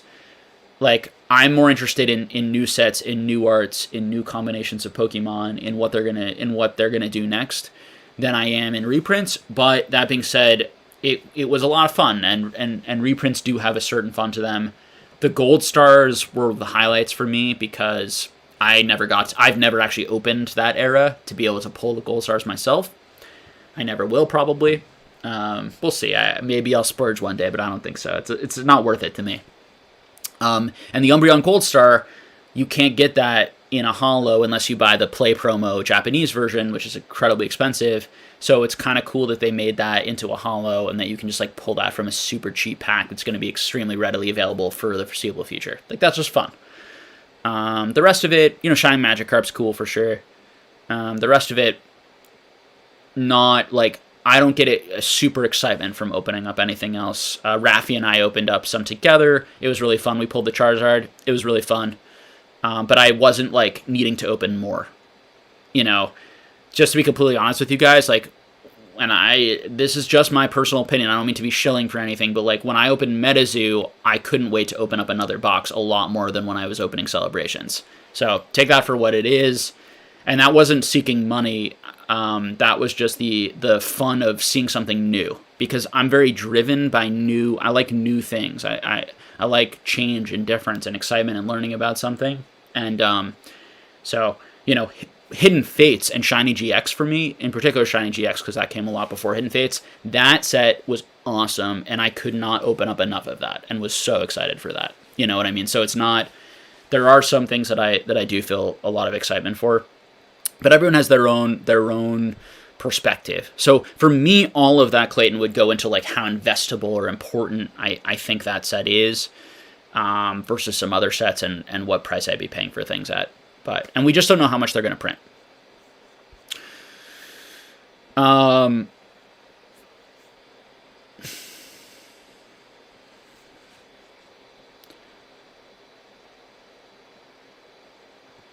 Charles Cold Club President says, do you think Japanese set like Shiny Star V and Tag Team will be a good investment in the future? Yeah, I mean, I like the Chinese sets. So, I don't know. Like, should you buy it now? Is it already too expensive? There are probably better things to buy right now than one of those boxes, but I like those things, even though they're printed a lot. Obviously, I think Shiny Star in particular is going to take a long time because of how much Shining Fates is printed, a lot longer than potentially Shiny GX or something like that, but I like the set in the long run.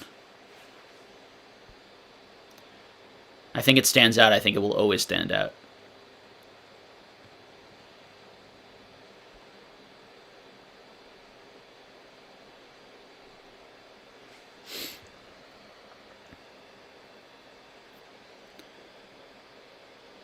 The old car says, hey Jake, my distributor told me that he started getting shipments from a new factory in Illinois, and his Pokemon rep confirmed they opened a new factory in the US pretty quick.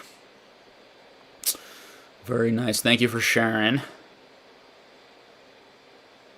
Charles Cooklup says, Jake, do you think the China Star V will do the same as CP6 in terms of price over the year? Yeah, I mean, CP6, the price makes absolutely no sense. It's way overpriced thing. So, I mean, I wouldn't expect anything to ever do that again. I really don't understand the mania around those sets. I never will. I understand it. We were talking about this in the private Discord the other day, but like, I don't think it makes sense. Like, I don't think it's that enjoyable or that valuable or that important or that historic. So, just is what it is. CB6 though is definitely they're going to be a lot less of that printed. It's base set. It has an amazing box art, etc. Like, there are cool things about it. There's a holo in every pack. You can pull that Pikachu card, which is unique to that set. As far as not being able to pull that in base set, or in evolutions. All right. Mom, I'm on TV says, hello, Jake. How do you deal with the long waiting times on PSA submissions psychologically? I mean, thank you. Because I'm not like a huge flipper or reseller, I am planning on probably doing a little bit more of that in the future, because I really just want to go to conventions and like meet people and sell and deal and have fun. I don't, like, I just have a big stack waiting to send in. I'm just very patient. I'm not someone who sent in a bunch of stuff to CGC. I'm going to wait for PSA, or I'm going to wait for CGC prices to reflect what I think they should be worth. I think CGC is very undervalued. I'm buying a lot of CGC over PSA right now because of that, when I can get it so cheap. But because of that, I'm not grading at CGC, because I also don't trust necessarily in the short term that the market is going to figure that out, and I'd rather do the safer thing and wait for PSA prices to go back down and send it into the more established company. So that's where I'm at with all of that. I just sort of, I guess I don't, I'm not stressed out about it. I think that one thing that can happen, and I don't know how new you are into it, Mom, I'm on TV, but when you're starting, particularly if you send out like childhood cards, but even if you send out just a lot of value to them, it can suck to have them holding like $40,000 or $100,000 of cards for like a year and a half of your life. Like that can be frustrating and suck for sure. And if you really want to sell it, and or if you're just anxious that they're going to lose it or they're never going to bring it back to you, I think all of those feelings are normal. I've never heard of a situation where that happened. It will get back to you. Things will be okay.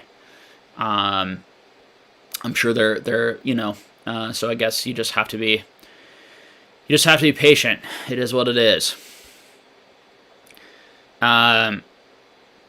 It's just a product of how popular the hobby is. Jose Garcia says, are Pokemon Fossil First Edition PSA 9s worth buying right now? That I can't tell you. It'd be all about price point. Like, I wouldn't rush into anything, but there might be some good deals. Sorry. You'd have to like give me a specific card at a specific price point, and then I might still not tell you because I don't really like telling people exactly what to buy like that and at what price point, because I think that's kind of irresponsible and yeah. Mason Berry says, open a box privately? Question mark. Why? That's wasted content. Yeah. Yeah, I've been opening quite a bit of product, and I always think like I always have that bug of like, oh, I should show it on my channel because then I'll like keep my channel going and gain subscribers and all these sorts of things. And I used to feel that way, and now I just like don't care at all, and I just like I want to just enjoy the hobby as much as possible. If the channel grows the way I want it to grow, it'll grow. If it doesn't, it won't. And I personally like to collect and open things privately a lot of the time, or with friends in like a Discord or something, like a small thing. I don't really want to open it for a lot of people and have to care about what I'm saying, and I just it just takes a little bit of the fun away from me, and it's something that I love to do myself. So that's why I don't do it. Jason of J&J's, don't know what everyone's thoughts are on CGC. They grade so harshly. I've sent around 100 cards to them this year, and I won't be sending again. The value just isn't there at all. Yeah, it isn't there right now to send them, but conversely, I think it's there to buy them when they're already graded on the market for cheap. Okay, Chavel says, responding to someone else. Let's see. Brevity Gaming says, hey, Jake, you mentioned wanting to complete a set of alpha. Are you alarmed by how much MTG prices have gone up in the past few years or the old stuff? I like to collect MTG, but prices are high. Yeah, I mean, I don't think that, like, alpha is so crazy high. Some cards are extremely, you can find deals. I felt like I picked up some decent alpha cards recently, some graded ones at, like, a pretty good deal. I'm not like jumping into like Power 9 or anything, I'm not even jumping into like rares for the most part. So I'm kind of just slowly collecting some of the commons, uncommons that I like the most for fairly affordable amounts that I can afford. It's mainly just for fun for me, although, as you know, I'm always trying to get a good deal, and I always want my money to go as far as possible because I do eventually want to complete that whole alpha set. Yeah. Patience is the name of the game. I wouldn't jump into anything, particularly if you don't feel super confident. And I am definitely nowhere near. I don't have the instincts for Magic, like the price instincts of what's going to happen there are not nearly as well practiced or formed as like my Pokemon instincts might be. Even though I can't predict what's going to happen in Pokemon either, but I certainly can't. I certainly have I think I have better odds of getting a lot of that right than I would something like Magic, where I am quite engaged in Magic, but not nearly to the same extent. So,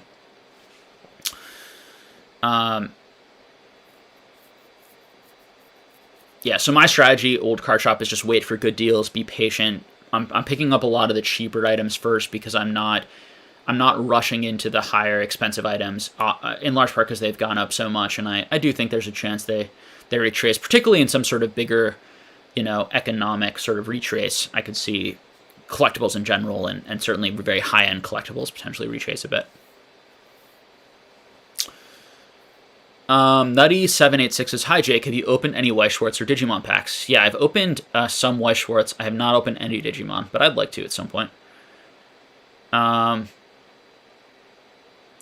Let's see. Your average player says, I think the PSA 10 metal charger is really hard to get. Yeah, that a lot of them are damaged. Yeah, that seems to be the consensus. And a lot of people just aren't opening that product because it goes for so much as well. People are keeping it sealed.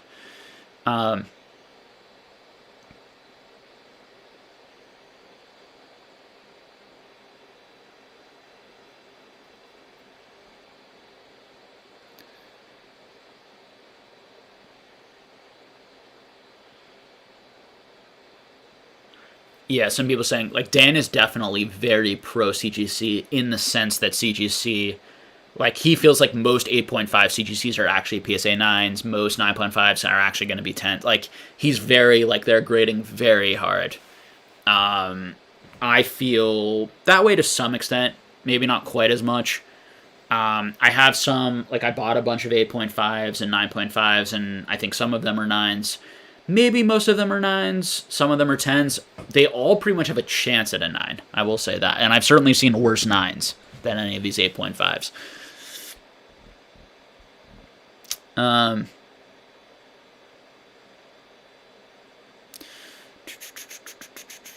Dark Lava Lizard said, thoughts on Japanese base, no rarity cards, undervalued or overhyped? Probably correctly valued. Maybe, honestly, I'm not exactly sure where they're at right now. There was a period where I felt like they were overhyped, then I feel like they came back a little bit. I like them. I don't love them. If it was a first edition Japanese, if it wasn't just that like just the rarity symbol missing, that like aesthetically it just does nothing for me, and you're paying so much more. But I do get that it's like the first printing of them, so I don't know. I go back and forth on it a little bit. I'd rather put my money into like the Shinings, Japanese Shinings, because they're much harder to pull. There's real rarity there, and if you're gonna go Japanese, like I don't know, they're just options that I like a little better, like the Gold Stars or maybe some E-Series stuff. Just for the price, like I get much more value. But as far as what the market's gonna do, I don't really know. It's just my opinion.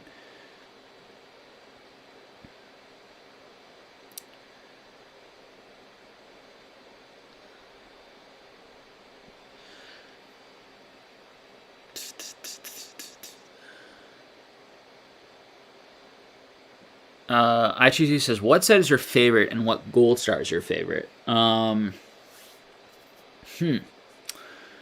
favorite. What set is my favorite? I don't know if I have a favorite set. From that era, EX Team Rocket is always a good one. I actually like EX Dragon. Even some of the pre-Gold Star sets I like. Fire Red Leaf Green has some cool cards. There's some cards I don't love from that set. A lot of those sets are good. I mean, even like a Hidden Legends, which is a worse set, or I think a Power Keepers, which is a slightly lower set. I like those sets too. So they're great EX cards in those sets. As far as my favorite Gold Star, it's a good question. Probably the Mew. Probably the Mew Gold Star, if I had to pick one, is probably my favorite.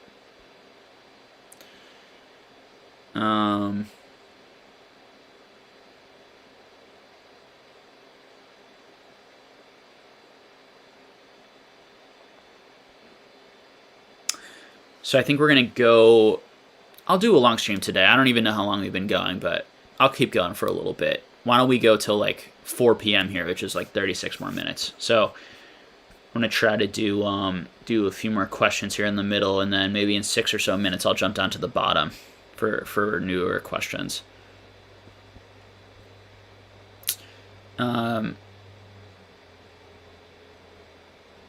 Let's see. Again, apologize if I don't get to your question. There's just a lot.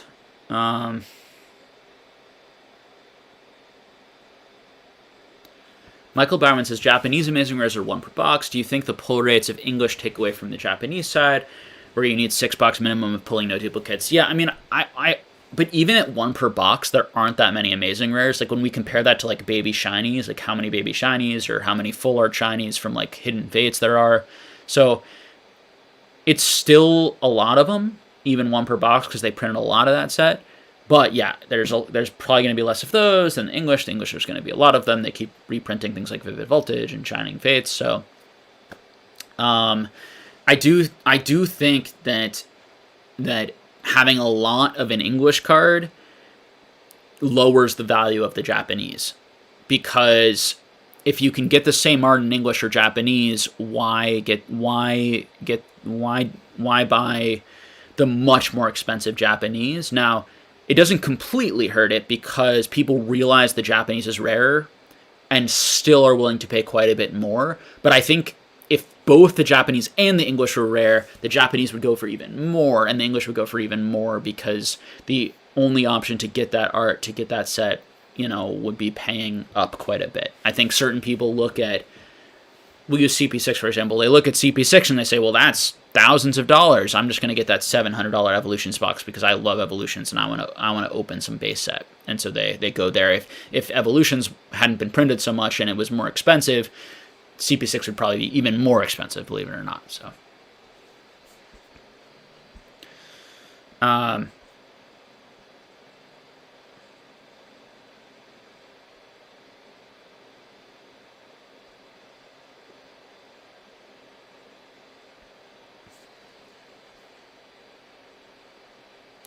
Pikachu says, Jake, what's the word on your world staff collection? Are you missing any years other than 04? Yeah, so I'm actually trying to collect every single, not just the staffs, but every stamp from every year. So I've got a lot missing, Pikachu. But the only year that I don't have any of them from is the 04. I don't have any of the stamped cards yet from 04. The rest I have at least like one or two from each. And some of them I do have all of them or almost all of them. Jason of J&J said, would you like to see the next Mario, Luigi, Pikachu style cards? What could they do with guys? I'd like to see a crossover with Mickey and Minnie. That'd be sweet. I love Disney, but that'd be really fun. Yeah, I don't know. I mean, I think it's like the Nintendo property, right? So they were easily able to do it with like Mario and Luigi. Yeah, I mean, them doing like another Mario and Luigi set where they do like Yoshi or Peach or, I don't know, Kirby or, some other characters from Donkey Kong from their universes would be fun. I certainly would want to buy some if it wasn't too expensive. Manny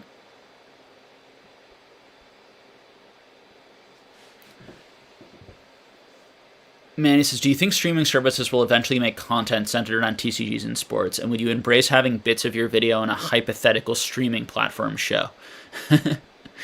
I don't know. I mean, it definitely could be more mainstream. I mean, I wouldn't be shocked. I mean, I think you have shows, right, like Pawn Stars and American Pickers, which like just feature cards on them like on rare occasion. Do I think there could be a show that just does cards and then enough people would watch that it would make sense on some like major network? I honestly don't know the answer to that. I don't know what kind of ratings or what that would look like. If there was a show like that, I would definitely enthusiastically watch. Would I love to make content like that? Yes, but I don't want to have to do like the editing or like any of like the like that sort of stuff. Would I love to like maybe appear on it or like be involved in some way if someone were starting something like that? Absolutely. I would jump at the chance of being involved in something like that. Probably. Although maybe I would hate it because it would feel very like scripted or forced or fake. Then I would hate it. So I don't know. But I would definitely be interested. At least.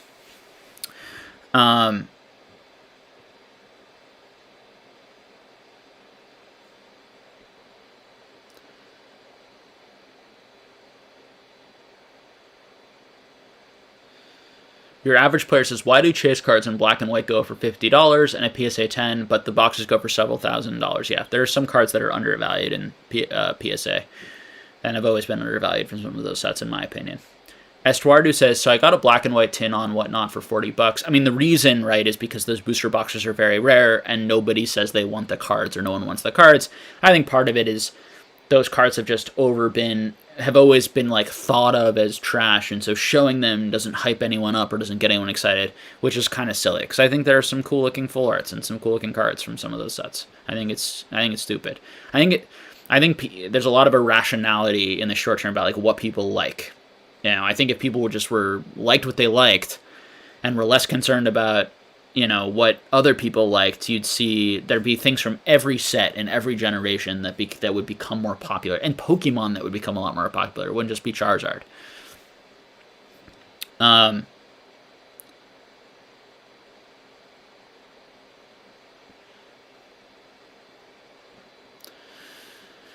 Okay, I'm going to jump to the bottom of the stream, so I apologize for those of you who I have not answered your questions yet, but I'm going to jump to the bottom for the last little bit here, so that people who maybe you've had your question answered already, or you have a fresh question that feels relevant. Go ahead, or a comment you want to make, go ahead and ask that now at the bottom of the stream, and I'd be happy to answer it, and I'll search for something. So Seneca says, thoughts on Shadowless having a lower print run than first edition Shadowless. So I would say I'm fairly positive that first edition Shadowless has a significantly lower print than Shadowless. How much lower? I don't know. The reason there are a lot more first edition cards graded than Shadowless cards is because a few reasons. One, because there was always more value, and so there's always a lot more people were trying to grade a lot more of them. It's much easier to crack a first edition pack than it is a Shadowless, because finding like a guaranteed Shadowless is very difficult. A first edition pack just has that first edition stamp.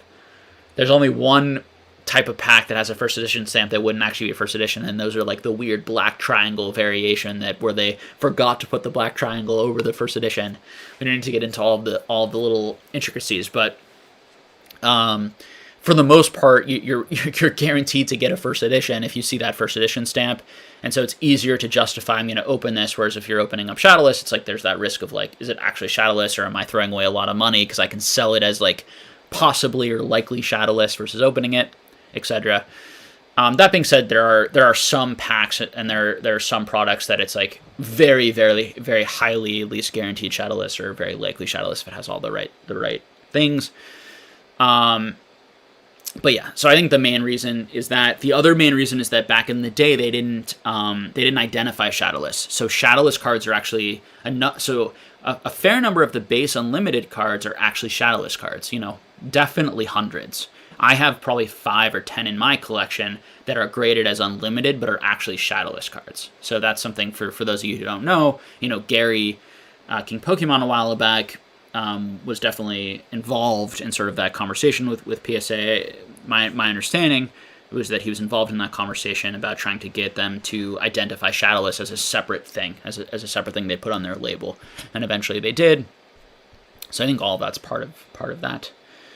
But there are less PSA 10s for sure, but over time there will probably be more. If there's good value in some of those lower graded Shadowless cards, over time there will likely be more Shadowless cards graded than first edition. It's just going to take a while, but there probably will never be as many 10s in some of those. It's part of why I think those 10s have always been very undervalued, and why I bought some of those 10s myself over the first edition counterparts.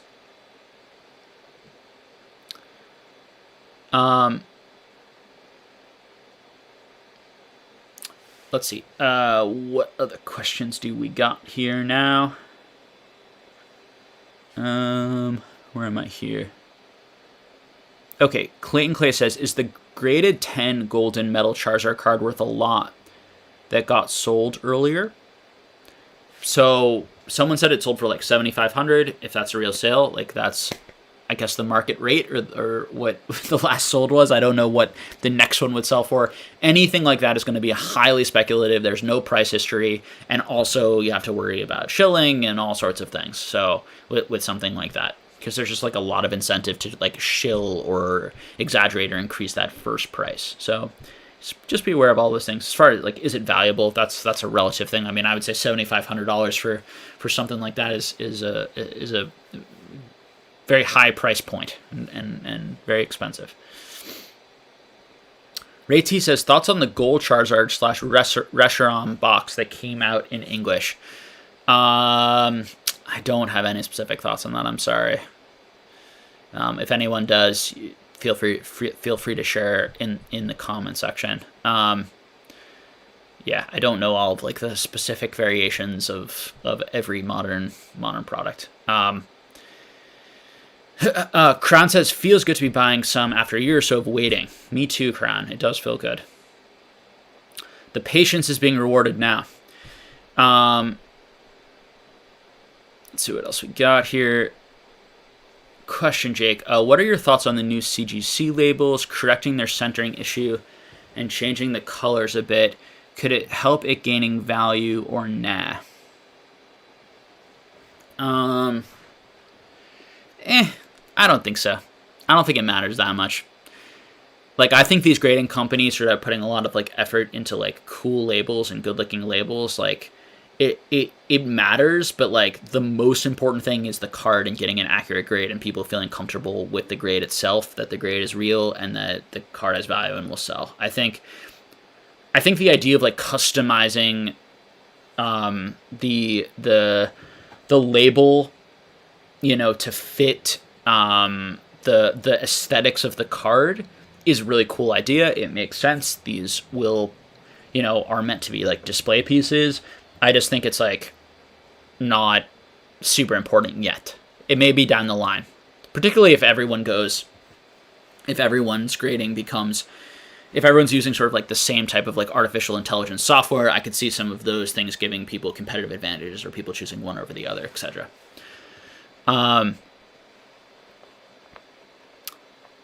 Jimmy Hellman says, last sale price on HS Unleashed booster box.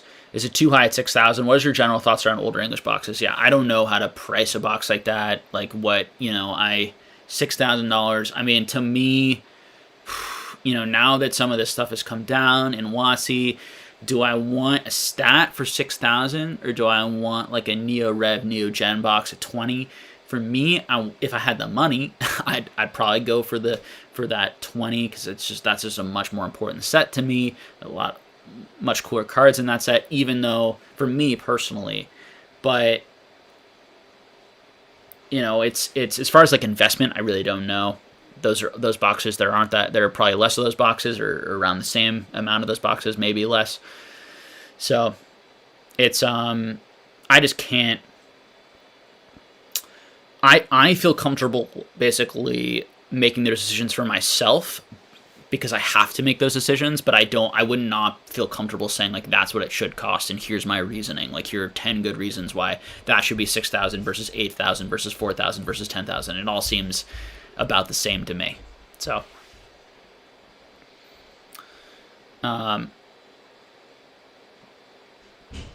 Anonymous says, do you keep any sealed products at all? A lot, a little. So majority of my collection are binders and graded cards, but I do have quite a lot of sealed. Not that much Pokemon sealed.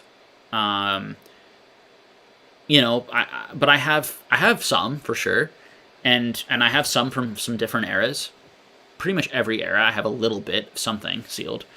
I have quite a bit of like DBZ and Magic and some other things sealed.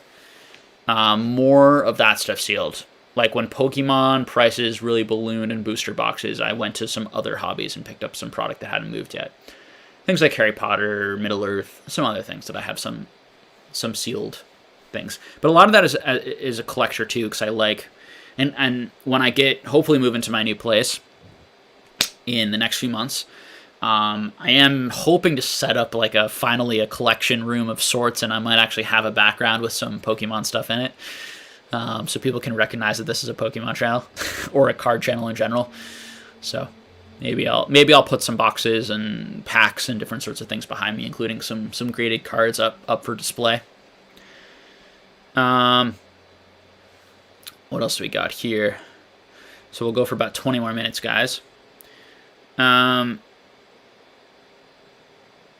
Thoughts on the Charizard and Pikachu Gold cards in PSA 10 selling for 8 and 10? So I have answered that a few times, but it's a great question, Slade. So if you want to go back, you can see my answers to that. What are people's thoughts on the Chinese celebration set, exclusive boxes, etc.? Yeah, share your thoughts if you have any to that. Girafetica says, on the topic of black and white, how do you feel about secret rare and full arts? Do they feel overvalued for how old they are? Black and white was a pretty low printed era. I think that there's some good value. I think trying to, if you can source those, find some of those cards in like gem mint condition and eventually grade some. Like there are good options out there. There are plenty of things that I think are worth probably speculating a little on, particularly if you like them. Sharice Shakar says, hey, Pokenomics, do you think the shrinking amount of purchasing would affect graded or raw cards more? I'm wondering specifically about lower graded raws, curious about their place in the pie. I don't necessarily think it's going to affect one more than the other. I think that there are certain graded cards that are particularly overpriced and overvalued because people are paying way too much for the grade. And so I would expect those to get hit more, but lower graded cards or raw cards throughout the place in the pie. Yeah, I think a bad place to be is in a card that is selling right now for $80 to $200 and there's going to be a ton more of it coming back from PSA or CGC. That's not a good card to be in. Now, if your card's selling for $10 already or $8 and you think it's a really good card and it's selling for that, I don't think it's going to go much lower unless it's not a good card, unless it's a card that people don't really want and there's endless amounts of it. So you kind of have to make that decision yourself. So I think of it more at price point, because you guys have to understand that if a card is at $50 to $150, it gives incentive for people to keep grading. So this is probably the most important thing to know about when you're dealing in these markets if you want to become a business and grading and flipping. So most people out there like me, and even more so Dan and a lot of people like him who are constantly trying to source like raw mint stuff, modern stuff, vintage stuff, whatever stuff they can get their hands on, or stuff they just already have back in their inventory. They're constantly sending out huge, and Nate, who sent out 6,000 plus card, these people, they're constantly looking for inventory that they can sell, where they can buy a card for like $1 to $5. They can then grade it, get a 10 or a 9 hopefully, and then sell it at $25 for the 9, $10 for the $50 for the 10. That's like a sweet spot in the hobby.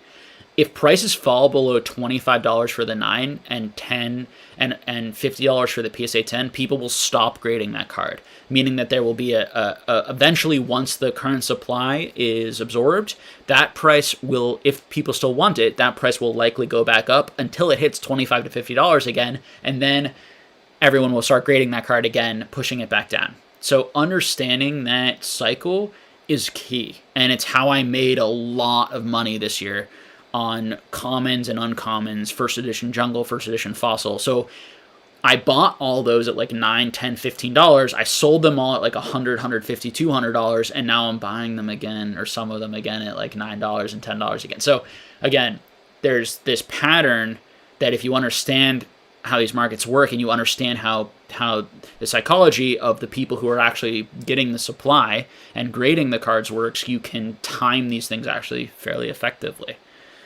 And so the best advice I can give you, rather than saying this specific card or that specific card, is looking at those price points and understanding, what's popular, what's valuable, what's going to hold value in the long run.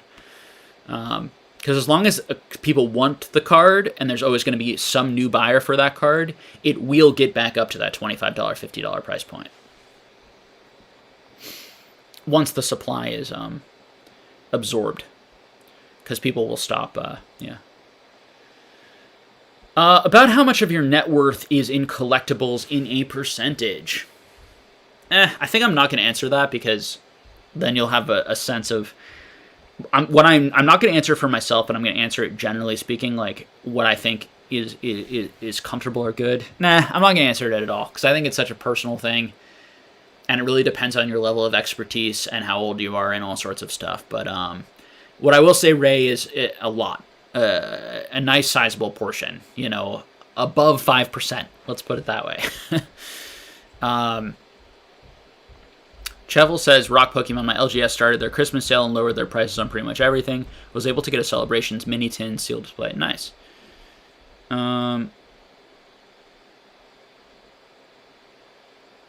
PokeNick says, any good tips for storing expensive cards? So, I use multiple locations. For really expensive stuff, you might want to either get some sort of safe in your house or put it in a safety deposit box, which is even better. But if you really want it around to be able to display these types of things, I also like these black boxes. In other videos I've done, like collection videos, I've showed how I store things, what I put them in. I have like those cheap cardboard white boxes for any cards that are under like $200 to $300 in value. I have my black boxes for cards that are like under $1,000, between $1,000 and like $300-ish in value. And then I have for my stuff, that tends to be, well, and then I have these like foam padded locked like more expensive cases that I have like most of my $5,000 to $25,000 stuff in usually, and then the stuff that's over that, you know, safety deposit, and or I have it in a place where I don't think someone's going to find it, but I can still look at it. So it's really on your level of comfort. And, you know, if this is a huge part of your net worth and it's really important that it doesn't get stolen and it'll destroy you, you're probably going to, you know, care more about security or need that little extra security. I also have like the single display little plastic things so I can display single cards in the background, which I have around my rooms often. And then I have like full wooden displays that I can put up on the wall to display certain cards. And what I do is it opens and I put a bunch of cards in there, and then I put them in for maybe a couple weeks, and then I change them all out to different cards. And that's how I, you know, kind of enjoy different parts of my collection, to actually have them on the wall.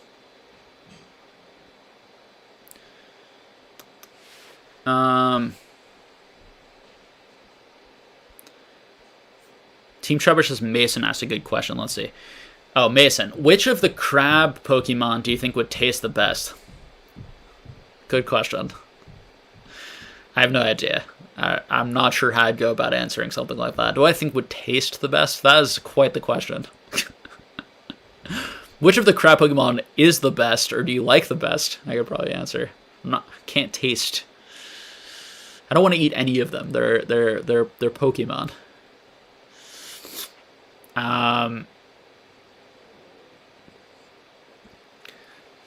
Chevel says, let's see.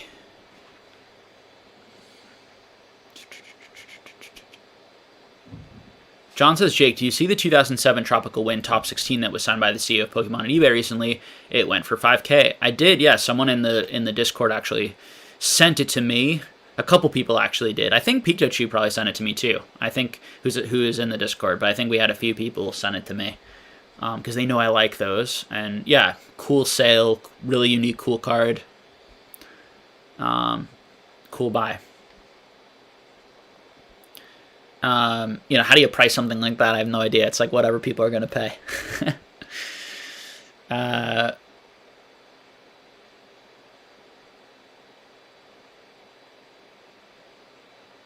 Let's see.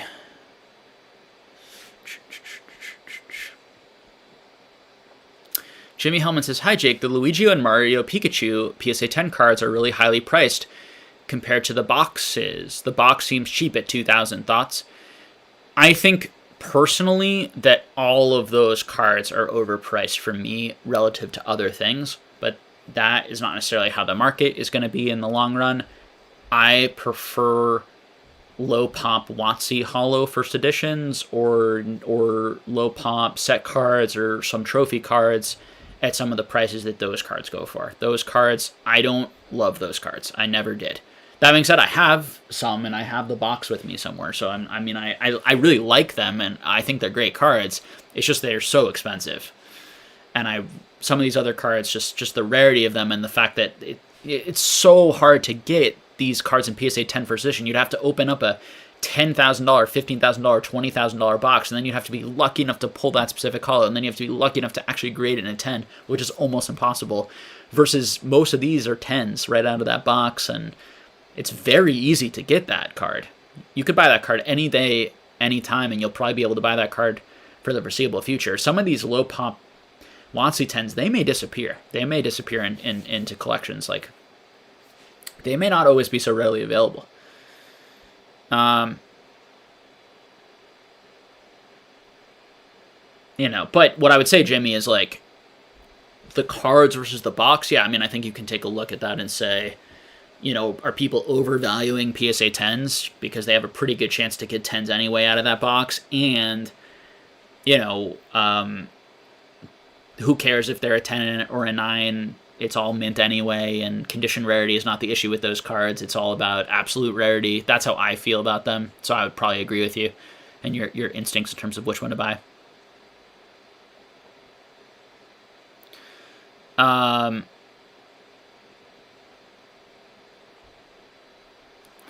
Do I think that the Japanese post-stamp boxes will increase in price? So I haven't been following those too carefully. Okay, Nudist right below it says it was going for 140 to 177 at first, and now it's 250.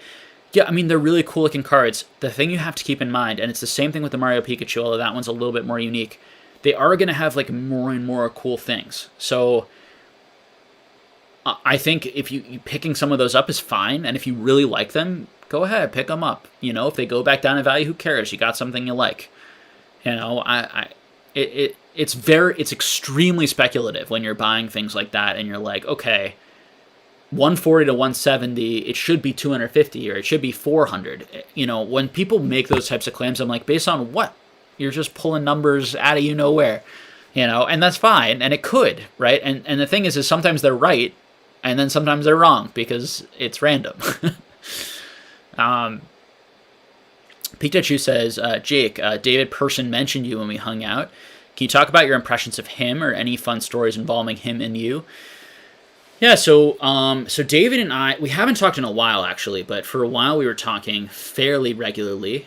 And around the time I started my channel and he started his channel, we were talking fairly regularly about starting our channels and also about stamp cards, and I bought a couple things from him.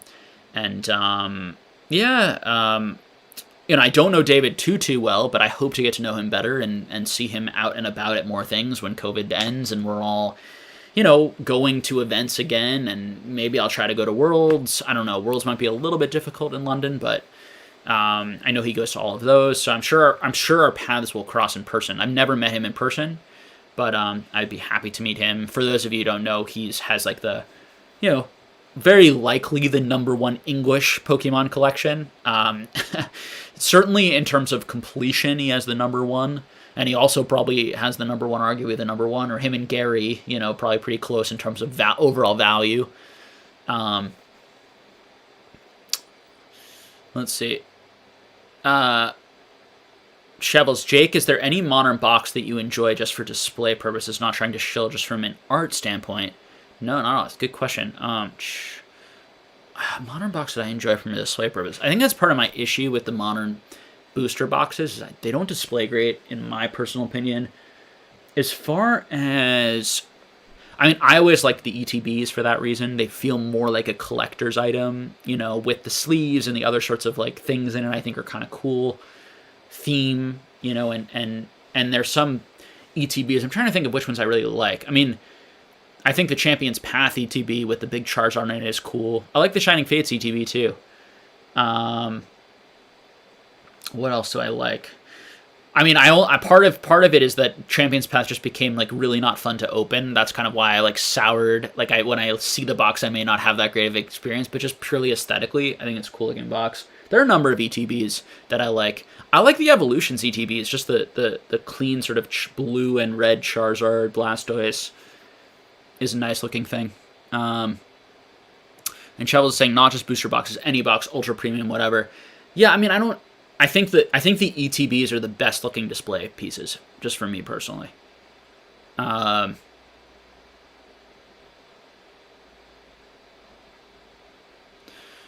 and Daniel's saying Japanese booster box. Yeah, okay, so so I was just thinking English. As far as like Japanese for display, yeah, a lot of the boxes are really nice display pieces. I mean, I love CP6 because I love that base set, you know, original Japanese look. You know, that art. That's some of the very best art in Pokemon, in my opinion. That's on that box. I'm trying to think of like which ones I feel like stand out. They're all fine.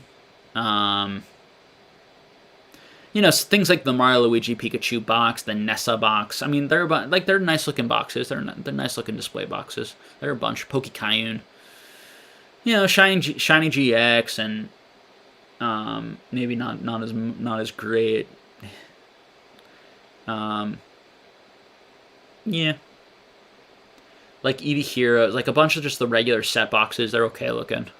They're better than the English. Pretty much uniform. I have some around here. I don't know. In my closet. Let's see. All right, we got about 5 minutes left, guys, and then I will have to end the stream. and do some work for my other job. No more procrastinating with fun Pokemon talk.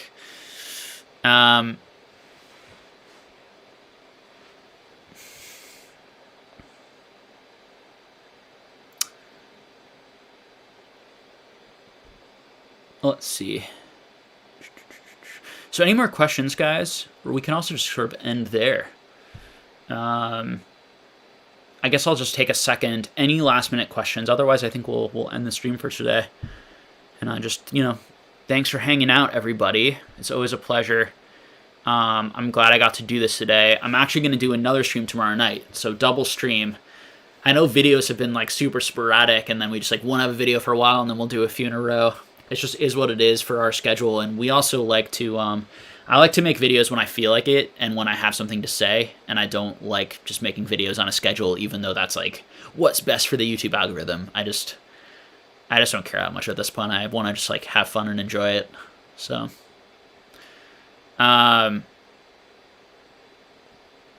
let's see. ABA Made Easy says, what's your favorite Thanksgiving dish? Yeah, happy Thanksgiving for those of you who are in America and or celebrate Thanksgiving, or happy Thanksgiving for next week. We did like a Friendsgiving thing last night with a bunch of friends, which was super fun. But we're doing family Thanksgiving, on Thursday this week with both my family and my girlfriend's family, so that'll be fun. My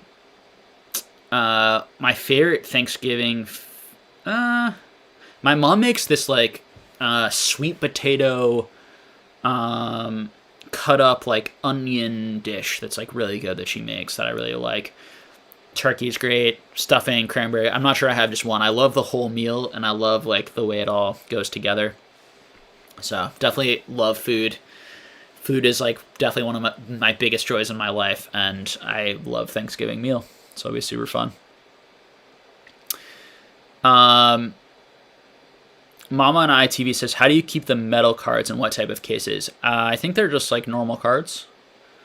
So I think they might be a bit thicker. Honestly, I don't even know. I haven't felt or experienced them in person.